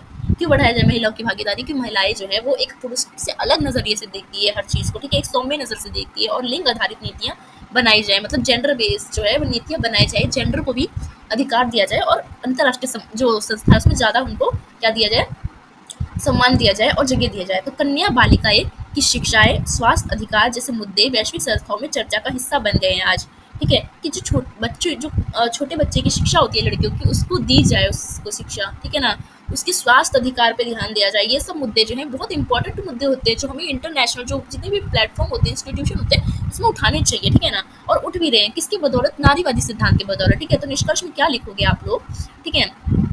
सो निष्कर्ष में लिखोगे कि फेमिनिस्ट थ्योरी जो है, यानी feminist theory have challenged mainstream IR theory and shown that the role of women in global politics, gender-based conflicts, and humanitarian, ठीक है, perspective cannot be ignored. क्योंकि feminism has made IR theories broad and inclusive by adding gender-based aspect of the analysis of security, political conflicts, and institutional structure. यानी जो नारीवादी सिद्धांत है उसकी मुख्य धारा में जो अंतर्राष्ट्रीय संबंध के सिद्धांत है उसको चुनौती दी है। मतलब नारीवादी ने अंतर्राष्ट्रीय के जो पारंपरिक सिद्धांत है ना, यथार्थवादी, आदर्शवादी, मार्क्सवादी, उन सबको पूरी तरह से आंख में आंख मिलाकर टक्कर दी है। और ये दिखाया है कि वैश्विक राजनीतिक में क्या कर रहे हैं, महिलाओं की भूमिका, महिलाओं के लिंग आधारित जो संघर्ष है, उनके संघर्ष कर रही है, जो मानवीय दृष्टिकोण जो है, जिस मानवीय दृष्टिकोण क्या होता है कि महिलाओं को भी समानाधिकार मिलना चाहिए अगर पुरुष को मिल रहा है, इन सबको क्या है, पारंपरिक आयार क्या कर रहा है, नजरअंदाज कर रहा है, ठीक है ना। तो ये सबको नजर में किसने लाया? नारीवादी ने। तो नारीवादी ने सुरक्षा, राजनीतिक संघर्ष और संस्थागत जो संरचना है उसके विश्लेषण में लिंग आधारित पहलुओं को जोड़ा है। कि अगर आप सुरक्षा को पढ़ रहे हो ना, किसी देश की सुरक्षा को, तो सिर्फ देश की मिलिट्री की सुरक्षा मत पढ़ो, बॉर्डर की सुरक्षा मत पढ़ो, उस देश में महिला, उस देश में जेंडर की कितनी सुरक्षा हो रही है उसको भी पढ़ो। राजनीतिक संघर्ष को पढ़ रहे हो तो ये नहीं कि राजनीतिक संघर्ष, ये पार्टी इससे लड़ रही है, ये देश उससे लड़ रहा है, इससे पढ़ो। पर एक देश से दूसरे देश से लड़ रहा है तो उसमें जो महिलाएं हैं उस पर क्या इम्पैक्ट पड़ रहा है, इसकी भी तो सोचो। संस्थागत संरचना के बारे में अगर पढ़ रहे हो तो ये भी पढ़ो कि जितने भी इंस्टीट्यूशन है, जितने भी मतलब बड़े बड़े संस्थान है, उसमें महिलाओं की कितनी भागीदारी है, जरा इसको भी तो पढ़ो, ठीक है। तो लिंग आधारित दृष्टिकोण से हर चीज को देखो, ये कहता है नारीवादी दृष्टिकोण, ठीक है। आई होप आपको ये क्वेश्चन अच्छे से समझ आया। और चलते हैं हम हमारे नेक्स्ट क्वेश्चन पे, ठीक है ना। सो हमारा नेक्स्ट क्वेश्चन है कि क्वेश्चन यूनिट नंबर 2 का, उसको देख लेते हैं हम, ठीक है ना। सो हमारा नेक्स्ट क्वेश्चन है कि what does hegemonic masculinity mean and how does it effective international politics. यानी जो हेगेमोनिक पुरुष तत्व का क्या अर्थ है वो आपको बताना है। हेगेमोनिक पुरुष तत्व एक तत्व है, ठीक है, जो आपको बताना है वो क्या है अंतर्राष्ट्रीय संबंध में, ठीक है ना। तो अंतर्राष्ट्रीय राजनीति को कैसे प्रभावित करता है ये हेगेमोनिक पुरुष तत्व, ठीक है, तो ये बताना है इस, ठीक है। तो यही क्वेश्चन घुमा के पूछ सकता है कि how can the principle of hegemony masculinity be applied in IR. यानी जो प्रभुत्वपूर्ण पुरुष तत्व जो है उसका सिद्धांत जो है वो अंतर्राष्ट्रीय संबंध में कैसे लागू किया जा सकता है, ठीक है ना। यानी जो हेगेमनी पुरुष तत्व है, यानी प्रभुत्व पुरुष तत्व है, वो अंतर्राष्ट्रीय संबंध में क्या भूमिका निभाता है और उसमें क्या प्रभावित करता है, ये बताना है आपको, ठीक है ना। आप ये नाम से याद रखिएगा, जब भी ये नाम आए तो समझ जाइएगा यही वाला क्वेश्चन है, ठीक है। सो इंट्रोडक्शन से देखते हैं हम, ठीक है। क्या है कि जो हेगेमनी masculinity is a social theory that despite the dominance of men in society as inequality based on other genders and especially women's। क्या है कि जो हेगेमनी पुरुष तत्व है वो क्या करता है, एक सामाजिक सिद्धांत है, एक समाज का एक सिद्धांत है जिसका नाम रखा गया है हेगेमनी पुरुष तत्व, ठीक है। इसमें पुरुष द्वारा प्रभुत्व समाज को कहा जाता है हेगेमनी पुरुष समाज, ठीक है। इसमें समाज में पुरुषों का वर्चस्व होता है और अन्य लिंगों को विशेष रूप से महिला पर आधारित असमानता के रूप में देखा जाता है। जिस समाज में जेंडर एक अनइक्वालिटी होती है, असमानता होती है, महिलाओं को नीचा समझा जाता है और पुरुष को ऊंचा समझा जाता है, उस समाज को हेगेमोनिक पुरुष तत्व समाज कहा जाता है, ठीक है ना, समझ गए। So this theory holds that the dominance of man in society is a social contract, ठीक है, construct which establish particular types of masculinity and present it as the ideal masculinity. It is mostly seen in Congress, the military, and industry. Hegemonic masculinity aims to subjugate not only women but also other men within society who do not conform to this idea। यानी जो हमारा जो hegemony सिद्धांत है वो समाज के अन्य लिंगों को विशेष रूप से महिलाओं के आधार समानता को अनदेखा करता है। और ये सिद्धांत ये मानता है कि समाज में जो पुरुष है उसका प्रभुत्व सामाजिक निर्माण है। यानी समाज में जब महिलाओं को नीचा होगा और पुरुषों का जब ऊंचा स्थान होगा ना, तभी समाज अच्छा होगा। मतलब हेजेमनिक पुरुष तत्व वाले समाज के लोग सोचते हैं ये, ठीक है, जो विशेष प्रकार के प्रभुत्व को स्थापित करता है और इसे आदर्श पुरुष तत्व के रूप में स्थापित करता है कि पुरुषों का समाज में स्थान बड़ा होना एक आदर्श रूप है। इसे अधिकतर कांग्रेस, सेना और उद्योग में देखा जाता है, ठीक है ना। कांग्रेस मीन्स अगर बताऊं तो बहुत सारे देश में सदन को कहा जाता है जो पार्लियामेंट होता है, ठीक है। सेना में क्या है, सेना में भाई कहते हैं कि नहीं, सेना में क्या होगा, लड़कियां रहेंगी तो युद्ध हार जाएंगे, उनके बस की बात नहीं है, ठीक है ना। तो ऐसा कहा जाए, और उद्योग में कहा जाए कि उनके बस की बात नहीं है, काम धंधा करना, ऑफिस संभालना, ठीक है ना। तो अगर इन तीनों चीज़ में अगर डिस्क्रिमिनेशन किया जा रहा है महिलाओं के साथ, वुमेन्स के साथ, तो उस चीज़ को हम कहेंगे कि हैगेमनी पुरुष तत्व है वहाँ पे, यानी पुरुषों का वहाँ पे वर्चस्व है, ठीक है। तो हैगेमनी पुरुष तत्व का उद्देश्य न केवल महिलाओं को बल्कि समाज के भीतर जो अन्य पुरुष को भी अधीन करना होता है, जो इस आदर्श से मेल नहीं खाते हैं, ठीक है ना। वो सिर्फ महिलाओं को ही नीचा नहीं दिखाते, वो अदर जो पुरुष है ना उसको भी नीचा दिखाते हैं, पर पुरुष सोचते हैं कि भाई नहीं, हमें नीचा नहीं दिखा रहे, ठीक है ना। तो क्या है कि जो हेगेमनी पुरुष तत्व है उसका अर्थ है कि पुरुषों का एक विशेष रूप से सशक्त बनाना, अधिकरण पूर्ण, आक्रामक और सामाजिक सत्ता पर काबिज होना आदर्श माना जाता है। कि अगर पुरुष में शक्ति है, अधिकार कर रहा है वो हर चीज पे, महिलाओं का शोषण कर रहा है, आक्रामक है, अगर वो मतलब उसमें मतलब वो वाले देखा ना पिक्चर जिसमें बॉडी बिल्डर दिखाता है कि मतलब आंख लाल, हम तुम्हें मार देंगे, मतलब लाइक सामाजिक सत्ता पर कब्जा कर लेगा, तो ऐसे मतलब पुरुषों को अच्छा माना जाता है, ठीक है ना। जो पुरुष घर का काम करे या नॉर्मल रहे, उन पुरुषों को अच्छा नहीं माना जाता, किनके अनुसार, हैगेमनी पुरुष तत्व के अनुसार, ठीक है। तो ये सामाजिक और सांस्कृतिक ढांचा है जो दुनिया भर में पुरुषों की भूमिका को पुनर्निर्धारित करता है। तो ये सिद्धांत अंतर्राष्ट्रीय राजनीति के परिप्रेक्ष्य में भी महत्वपूर्ण है, ठीक है ना। क्यों? क्योंकि एक पुरुष तत्व की बात करता है अंतर्राष्ट्रीय संबंध में, ठीक है। क्योंकि ये शक्ति, सुरक्षा और राज्य आधारित राजनीति के समझने में लिंग आधारित दृष्टिकोण से जोड़ के देखते हैं, ठीक है, हम इसे इस वजह से, ठीक है। आई होप समझ आया हो, ठीक है ना। तो हम देखते हैं कि मीनिंग ऑफ हेगेमनी मैस्कुलिनिटी, ठीक है। तो अब हम देखते हैं कि मीनिंग ऑफ हेगेमनी मैस्कुलिनिटी, ठीक है। तो चलिए हम देखते हैं अब मीनिंग ऑफ हेगेमनी मैस्कुलिनिटी, ठीक है। तो हिंदी मीडियम वाले स्टूडेंट को दिखा दूं तो हेजेमनी पुरुष तत्व का अर्थ क्या है, अब आपको ये बताना है, यानी हेजेमनी मैस्कुलिनिटी का मीनिंग क्या है, ठीक है। So hegemony masculinity is a social theory, क्या है, एक सोशल थ्योरी है that R.W. Connell prominently presented in his research in 1987। तो क्या करा था, जो हेगेमनी पुरुष तत्व का जो सिद्धांत है वो सबसे पहले जानिए क्या है, ये एक सिद्धांत है, कौन सा सिद्धांत है, समाज का एक सिद्धांत, सामाजिक सिद्धांत है। इसको R.W. कॉर्नेल ने प्रकाशित किया था, ठीक है ना, अपनी रिसर्च में, अपने शोध में, कब, 1987 में, ठीक है। तो उनके अनुसार क्या है कि अकॉर्डिंग टू हिम, यानी R.W. कॉर्नेल के अनुसार, hegemony masculinity is a social condition in which some men suppress women and other weaker groups in order to establish their authority and power।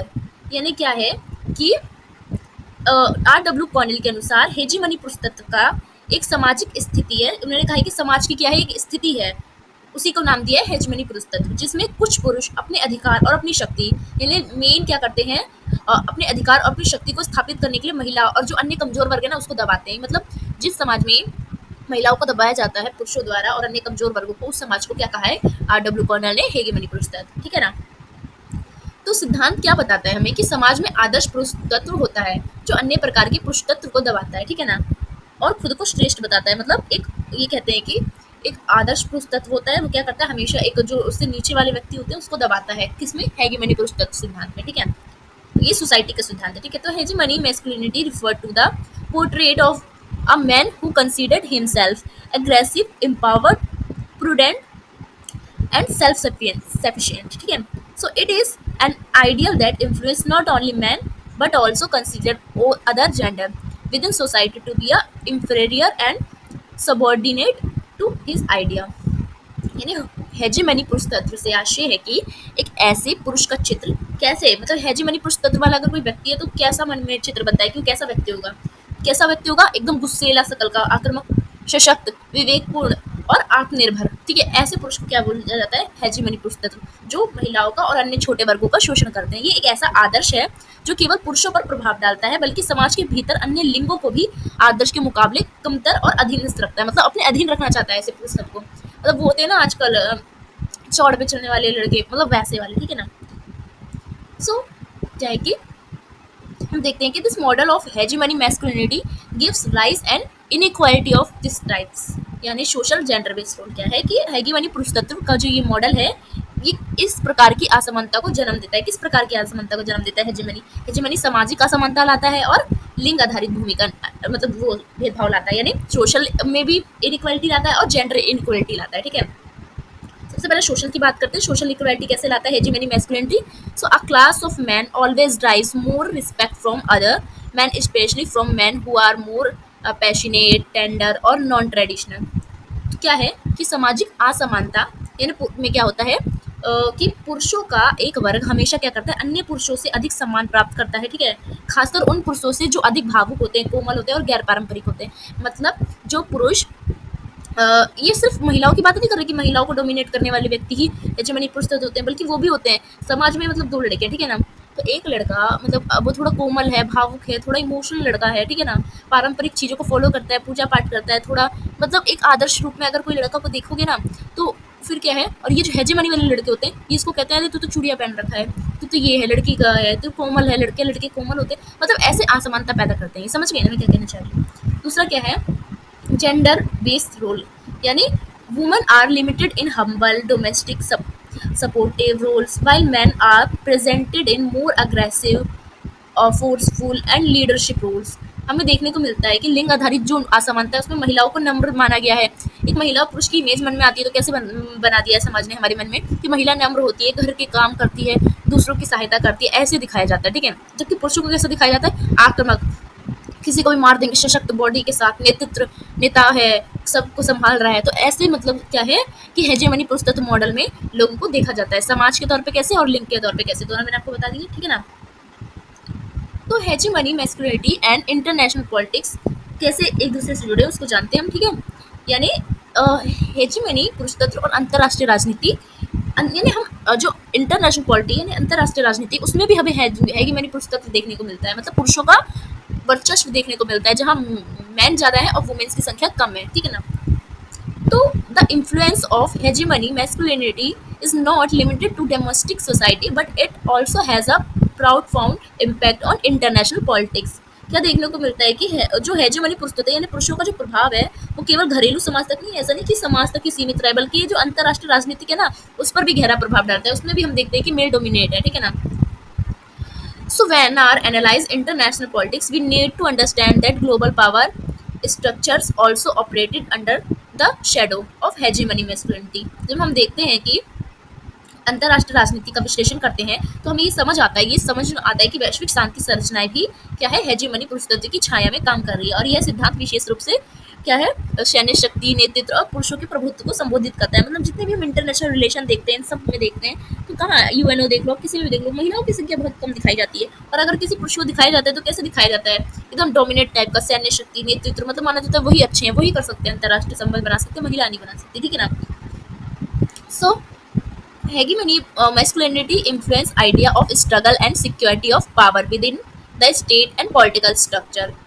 In international politics, it promotes elements such as military expansion, aggressive foreign policy and struggle of power।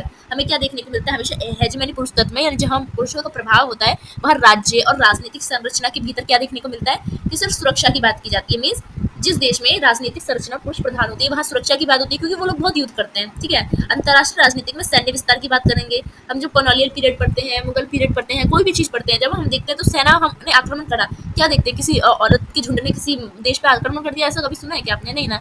तो जितने भी आप युद्ध सुनते हो आप उसमें analyse करो तो आप किसको बताया जाता है, अभी तक आपने जितने भी युद्ध पढ़े होंगे सब में कहीं वुमेन देखा कि दो देश की वुमेन लड़ रही है, नहीं ना। तो क्या है, इतिहास में भी ये देखने को मिला है कि लड़के ही, आदमी ही का क्या है, सैन्य विस्तार करते हैं, आक्रामक विदेश नीति होती है उनकी, ठीक है ना। और शक्ति के हक का संघर्ष करते हैं कि ये मेरा हक है, मेरी एरिया, इसके लिए लड़ाई करते हैं, इस संसाधन के लिए लड़ाई करते हैं। हमें इतिहास में भी ये देखने को मिलता है, ठीक है ना। कहीं वुमेन्स नहीं देखा होगा आपने, दो दो वुमेन या दो देश की वुमेन, श्रीलंका की वुमेनों ने आक्रमण कर दिया भारत की वुमेन पर, ऐसा कभी देखा गया, नहीं ना। सो इसके पॉइंट्स देखते हैं हम, ठीक है। लाइक पहला कि military power and war culture, यानी सैन्य शक्ति और युद्ध की संस्कृति। कैसे सैन्य शक्ति और युद्ध की संस्कृति हमें प्रभावित देखने को मिलती है पुरुष तत्व से, यानी हेजेमनी पुरुष तत्व से। तो क्या है कि hegemony masculinity is a key aspect of military power and welfare.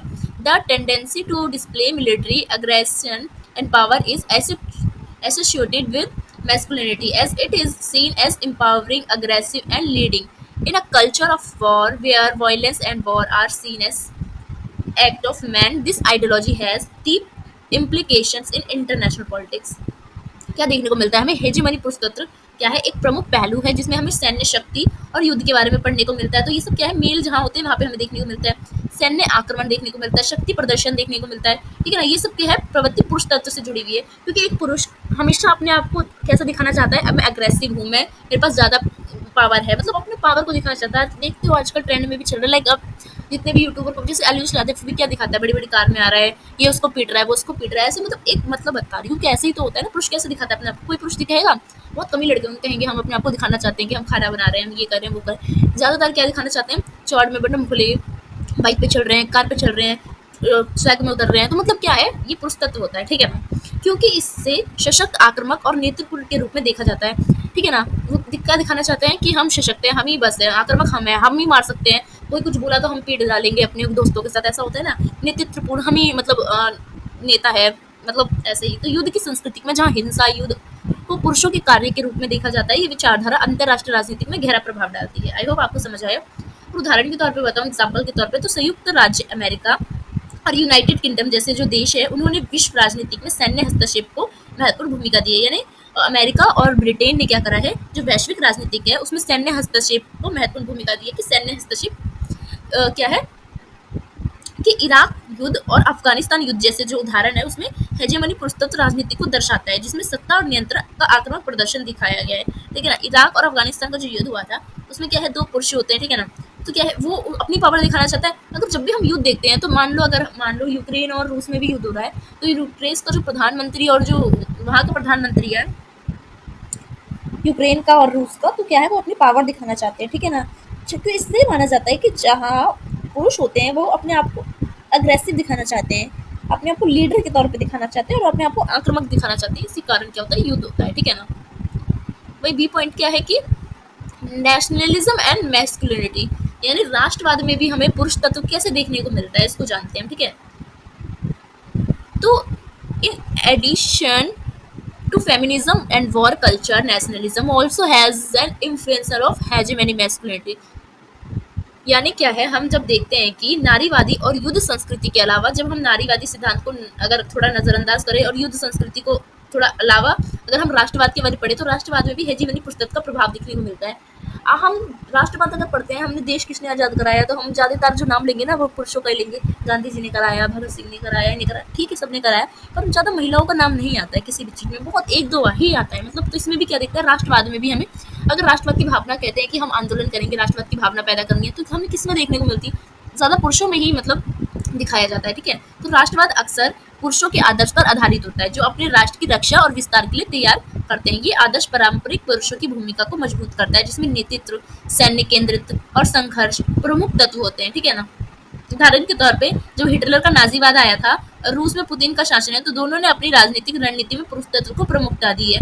इसमें शक्ति प्रदर्शन और आक्रमण विदेश नीति को बढ़ावा दिया है। तो क्या है, हिटलर जब नाजीवाद का आया, तो हिटलर ने क्या करा, हिटलर ने नाजी पार्टी का गठन किया, हिटलर ने एक विचारधारा को फॉलो किया और सभी को मारा। तो हिटलर की मिलिट्री देखते हैं, तो उसमें भी पुरुष देखने को मिलते हैं, चाहे रूस की हम देखते हैं, पुतिन की हम देखते हैं।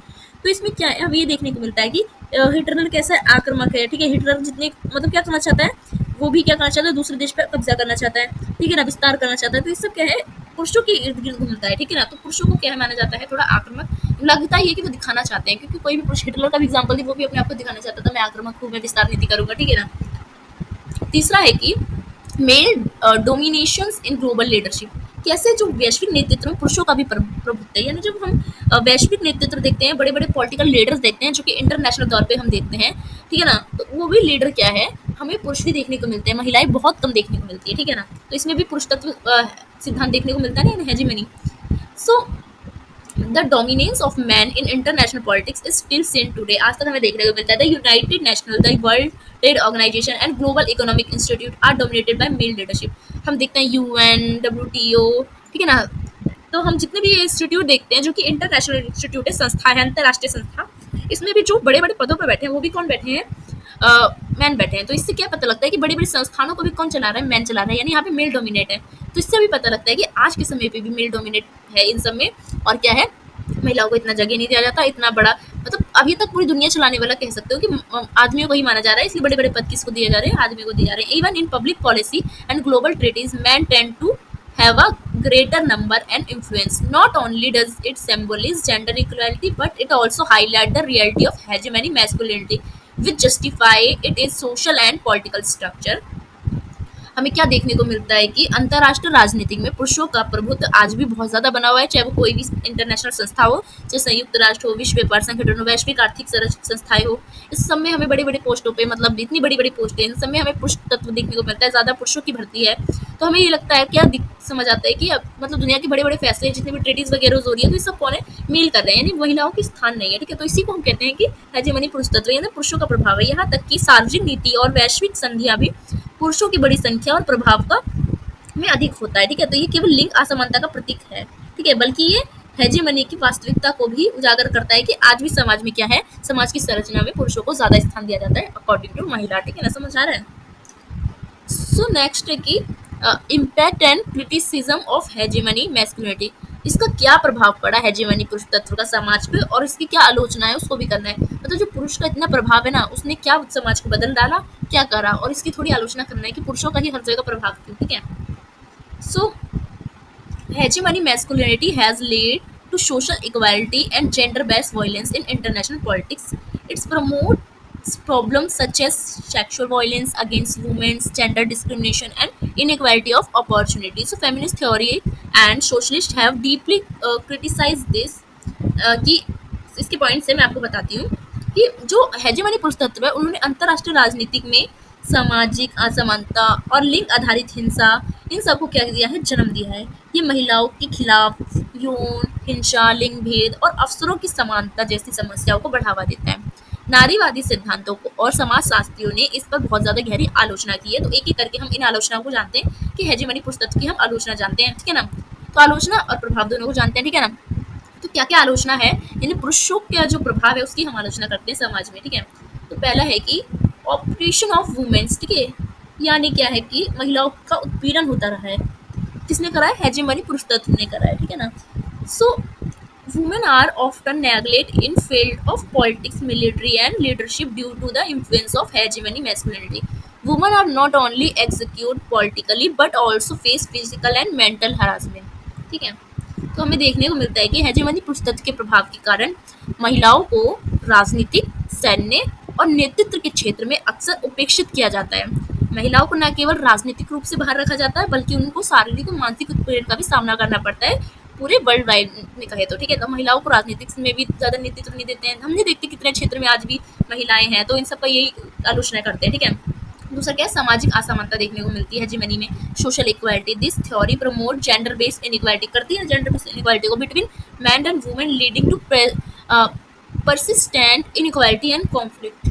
This collectively creates a bureaucratic structure and dominance of strong men in international politics. क्या देखने को मिलता है कि सामाजिक असमानता में देखने को मिलता है हेजेमनी पुरुष तत्व में। ये सिद्धांत पुरुषों और महिलाओं के बीच लिंग आधारित असमानता को क्या देता है, बढ़ावा देता है। क्योंकि किसकी बात करता है, पुरुष प्रभाव की बात करता है, जिसमें निरंतर असमानता देखने को मिलती है, संघर्ष देखने को मिलता है। तो ये सामूहिक रूप से अंतर्राष्ट्रीय राजनीति में एक नौकरशाही ढांचा और सशक्त पुरुष के प्रभुत्व का निर्माण करता है। कि हम जब भी नौकरशाही में भी देखते हैं कि बड़े बड़े पद हो, चाहे हम इंटरनेशनल संस्था की बात करें, चाहे भारत की संस्था की बात करें, उसमें पुरुषों का ज्यादा प्रभाव देखने को मिलता है। आज भी पूरे भारत में 50% महिलाएं भी क्या है, सार्वजनिक तौर पे भागीदारी नहीं लेती है। ठीक है ना, तो सशक्त पुरुषों का प्रभुत्व देखने को मिलता है और सशक्त नारी का नहीं देखने को मिलता है। ठीक है ना, तो समझ रहे हो। सो निष्कर्ष में क्या लिखोगे आप कंक्लूजन में कि hegemony masculinity is an important principle influencing international politics associated with power, leadership and culture of war. यानी जो हेजेमनी पुरुष तत्व है, यानी पुरुषों का जो प्रभाव है, वो अंतर्राष्ट्रीय राजनीति को क्या करता है, प्रभावित करने वाला महत्वपूर्ण सिद्धांत है, जो पूरी तरह से अंतर्राष्ट्रीय राजनीति को क्या करता है, प्रभावित करता है। जो शक्ति, नेतृत्व और युद्ध की संस्कृति से जुड़ा हुआ है। कि कौन दिखाता है, हेजेमनी दिखाता है कि पुरुषों के पास शक्ति होता है, नेतृत्व करने वाले सिर्फ पुरुष होते हैं। युद्ध संस्कृति से, जब भी हम युद्धों का इतिहास पढ़ते हैं, चाहे मुगलों का, चाहे दिल्ली सल्तनत का, चाहे ब्रिटिश टाइम पे, चाहे पुराने टाइम पे, तो हमें सिर्फ पुरुष ही दिखाई देते हैं कि वो लड़ते हैं, वो संस्कृति को सुरक्षा करते हैं। महिलाओं को नहीं देखा जाता कि वो रक्षा कर रही है संस्कृति की। ठीक है ना, समझ रहे हो। तो this theory show man's dominance shapes global power structure and political decision fuelling gender equality. So critics of this theory believe that ignores of right of women and other oppressed group and hinder progress toward equality and justice. में क्या देखने को मिलता है कि ये सिद्धांत ये दिखाता है कि पुरुषों का जो प्रभुत्व है वो वैश्विक शक्ति संरचना और राजनीतिक निर्णयों का आकार देता है। ये दुनिया में जितनी भी शक्ति संरचना बनी है, तो उन सब में किसका प्रभुत्व देखने को मिलता है, और राजनीतिक निर्णय जितने भी लिए जाते हैं, जितने भी इंटरनेशनल जो इंस्टीट्यूशन है उसमें भी किसका प्रभाव है, हेजीमनी पुरुष तत्व का मतलब प्रभाव है। इस वजह से क्या है, सारे निर्णय सिर्फ एक झंडे के लोग लेते हैं, जिससे लिंग असमानता बढ़ती है और क्योंकि महिलाओं को भागीदारी नहीं मिल रही। तो इस सिद्धांत के आलोचक ये मानते हैं कि महिलाओं और अन्य उत्पीड़ित जो समूह है उसके अधिकारों को अनदेखा करता है कौन, हेजीमनी पुरुष तत्व, यानी वो महिलाओं की उपेक्षा करता है और जो अन्य जो महिलाओं की जैसे या जो इस पर जो पुरुष अपने आप को शक्तिशाली आक्रामक नहीं दिखाते उनको भी डोमिनेट करता है और असमानता और न्याय की और प्रगति जो है उसको रुकावट आता है, क्योंकि समानता और न्याय में रुकावट लाता है हेगेमनी पुरुष तत्व, क्योंकि ये महिला और अन्य जो उत्पीड़न समूह है उसका क्या करता है, प्रत्याग करता है। ठीक है ना, आई होप आपको ये समझ आया हो। चलते हैं हमारे नेक्स्ट क्वेश्चन पे। ठीक है, तो हमारा नेक्स्ट क्वेश्चन देख लेते हैं, क्वेश्चन नंबर 3। सो हमारा क्वेश्चन नंबर 3 है कि how can queer theory be applied to IR and what impact does it have on international relation.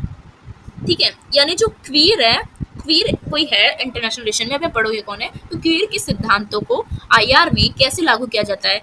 ठीक है ना, और इसका अंतर्राष्ट्रीय संबंध पर क्या प्रभाव पड़ा, यानी क्वीर जो है उन्होंने क्या अंतर्राष्ट्रीय संबंध के सिद्धांत दिए और जो सिद्धांत दिया है उसका समाज पे या अंतर्राष्ट्रीय राजनीतिक पे क्या प्रभाव पड़ा इनके सिद्धांत का। यही क्वेश्चन घुमा के पूछेगा तो पूछ सकता है ऐसे कि what is the importance of cure theory, cure theory का इंपॉर्टेंस क्यों है, महत्व क्यों है, ये बताओ।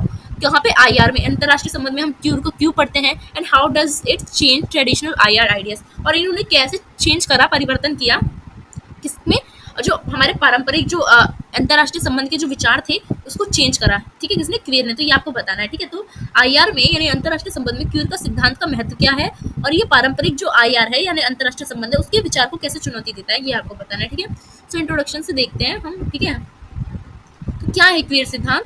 सो queer theory was primarily developed by thinkers such as Judith Butler and Michel Foucault. ठीक है, तो इन दोनों ने ही क्वीर थ्योरी दी है। ठीक है, किन किन ने क्वीर सिद्धांत दिया है, जर्डिन बटलर ने और मिचेल ने। ठीक है, तो जर्डिन बटलर और मिचेल को थोड़ा थोड़ा जानते हैं। सो सबसे पहले हम जूडी बटलर को जानते हैं। तो जूडी बटलर उन्होंने क्यूआर सिद्धांत को अपने काम यानी जेंडर ट्रेबल यानी feminist and the subversions of identity, जो उनकी पुस्तक थी 1990 में उन्होंने प्रस्तुत किया था, प्रकाशित किया था, जिसमें उन्होंने ये बताया था कि तर्क दिया था कि जो लिंग है यानी जो जेंडर है उसको कोई स्थिर या प्रगति पहचान नहीं है। ठीक है, बल्कि एक सामाजिक और सांस्कृतिक निर्माण है। उनके अनुसार लिंग और यौनिकता के बारे में पारंपरिक विचार को चुनौती देने के लिए यह जरूरी है कि हम लिंग के प्रदर्शन यानी जेंडर जो परफॉर्मेटी है उसको समझे, यानी हम जिस तरह से लिंग का प्रदर्शन करते हैं वह उसी तरीके से लिंग की पहचान को तय करता है। ठीक है ना, कि लिंग क्या है ये बताते हैं कौन, जूडिथ बटलर। ठीक है, अपने पुस्तक में। ठीक है, इतना याद रखिएगा। और मिचेल क्या करते हैं, मिचेल फूको ने अपने कामों में विशेष रूप से द थ्योरी ऑफ सेक्सुअलिटी में, हिस्ट्री ऑफ सेक्सुअलिटी में उन्होंने यौनिकता और शक्ति के रिश्ते पर चर्चा की है। ठीक है ना, जेंडर के बारे में भी बताया है और उन्होंने जो शक्ति रिश्ते हैं, रिलेशन जो है पावर की, उसके बारे में बताया है। ठीक है ना, उन्होंने ये बताया है कि कैसे समाज में यौनिकता यानी जेंडर पर नियंत्रण और निगरानी से पावर और अधिकार बनते हैं। किसी एक जेंडर पे क्या करते हैं हम, जब पावर बनाता है ना कोई, तो क्या करता है एक जो दूसरा उसके अपोजिट वाला जो जेंडर होता है वो शक्तिशाली दिखता है समाज में। उनके अनुसार यौनिकता केवल एक व्यक्तिगत पहचान नहीं है, मतलब लड़का लड़की और सिर्फ ये सिर्फ पहचान नहीं है, बल्कि ये राजनीतिक और सामाजिक संरचना द्वारा निर्मित होती है। ठीक है ना, वो तो जेंडर हमें राजनीतिक और सामाजिक संरचना स्ट्रक्चर दोनों ही बताती है। ठीक है,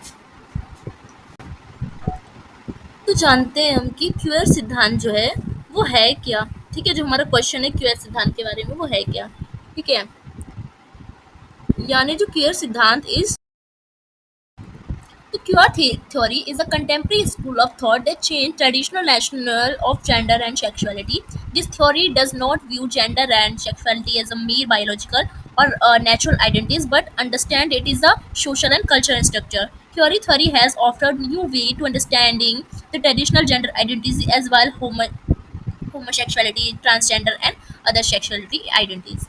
क्या है कि क्यूअर सिद्धांत एक समकालीन विचारक है जो आज के दौर पे देखते हैं, जो लिंग और यौनिकता की पारंपरिक अवधारणा को चुनौती देते हुए ये कहता है कि यह सिद्धांत लिंग यानी यौनिकता और जेंडर यानी सेक्सुअलिटी को केवल एक जैविक प्राकृतिक तौर पे नहीं देखता है, बल्कि ये कहता है कि सामाजिक और सांस्कृतिक तौर पे भी इस चीज का निर्माण किया गया है लोगों द्वारा। तो क्यूअर सिद्धांत ने पारंपरिक लिंग की पहचान के साथ साथ समलैंगिकता, ट्रांसजेंडर और अन्य जो यूनिक पहचान है उसको भी समझने का एक नया तरीका लोगों के सामने प्रस्तुत किया है।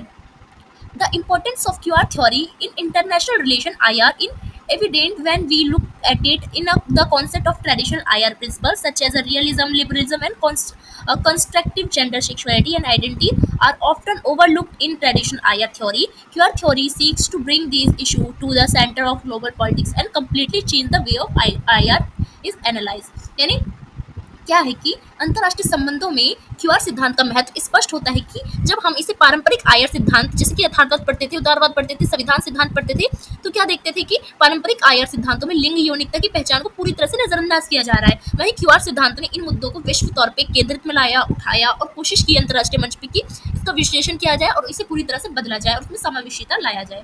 ठीक है, तो इंपॉर्टेंस क्या है, importance of QR theory in IR में इसकी क्या इंपॉर्टेंट है इंटरनेशनल संबंध में। तो क्यूआर सिद्धांत का मुख्य उद्देश्य है कि लिंग और यूनिकता के बारे में परंपरागत जो अवधारणा है उसको चुनौती देना, और इस सिद्धांत का विचार से संबंधित है कि पहचान केवल जैविक या बायोलॉजिकल नहीं होती बल्कि समाज और सांस्कृतिक भी इस चीज का निर्माण कर देती है। और क्यूआर सिद्धांत में लिंग और यूनिकता की दूर दराज करने की जरूरत है, मतलब इसको अंतर्राष्ट्रीय संबंध में जो इनकी अनदेखी करती है उसको दूर करा जाए और ये समझा जाए कि ये अनुमति दी जाए कि राजनीतिक में, समाज में और विश्व व्यवस्था में इनकी भी भूमिका बढ़ाई जाए। ठीक है ना, समझ रहे हो। So the importance of QR theory is evident the following expansion of diversity in society means समाज में विविधता की स्वीकृति, यानी क्यूआर सिद्धांत का ये स्वीकार करता है कि लिंग और यूनिकता की पहचान अलग तो होती है लेकिन समाज और ज्यादा इसे अलग बना देता है। यह वैश्विक राजनीतिक में समावेशन की दिशा में एक कदम है। ठीक है, दूसरा क्या है कि चैलेंजिंग ट्रेडिशनल जेंडर आइडेंटिटीज। क्या करता है कि क्यूआर सिद्धांत कहता है कि पारंपरिक लिंग पहचान को चुनौती देता है। क्यूआर सिद्धांत पारंपरिक लिंग पहचान को दो रूप में देखता है, पुरुष और महिला को चुनौती देते हुए कहता है कि ये सिद्धांत मानता है कि यूनिकता केवल बायोलॉजिकल नहीं होती बल्कि समाज और संस्कृति इसे और ज्यादा बढ़ा चढ़ा के कर देती है, बना देती है। ठीक है, तीसरा क्या है कि inclusion of gender and sexuality in global politics tradition IR.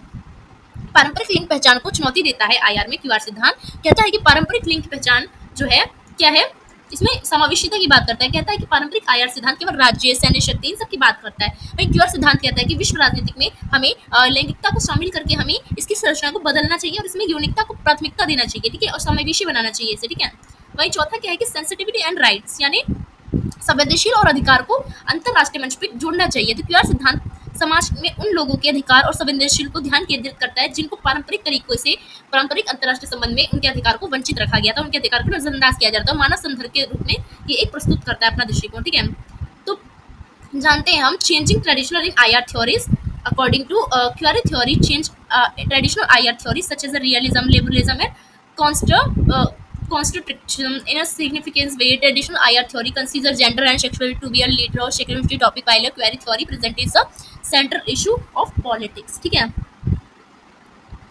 यानी क्यूआर सिद्धांत पारंपरिक आईआर सिद्धांत जैसे यथार्थवाद, उदारवाद और संविधान सिद्धांत को महत्वपूर्ण तरीके से चुनौती देता है। पारंपरिक सिद्धांत आईआर क्या करता है, लिंग और यौनिकता को पार्श्व या गौण विषय मानते हुए कहता है कि जबकि क्यूआर सिद्धांत इसे राजनीतिक के केंद्र के मुद्दे के रूप में देखता है। ठीक है, तो यथार्थवाद और जेंडर को कैसे देखा जाता है, इसमें तो यथार्थ और लिंग को अगर हम देखें तो यथार्थवाद का मुख्य रूप राज्य शक्ति और संघीय तक ही सीमित था।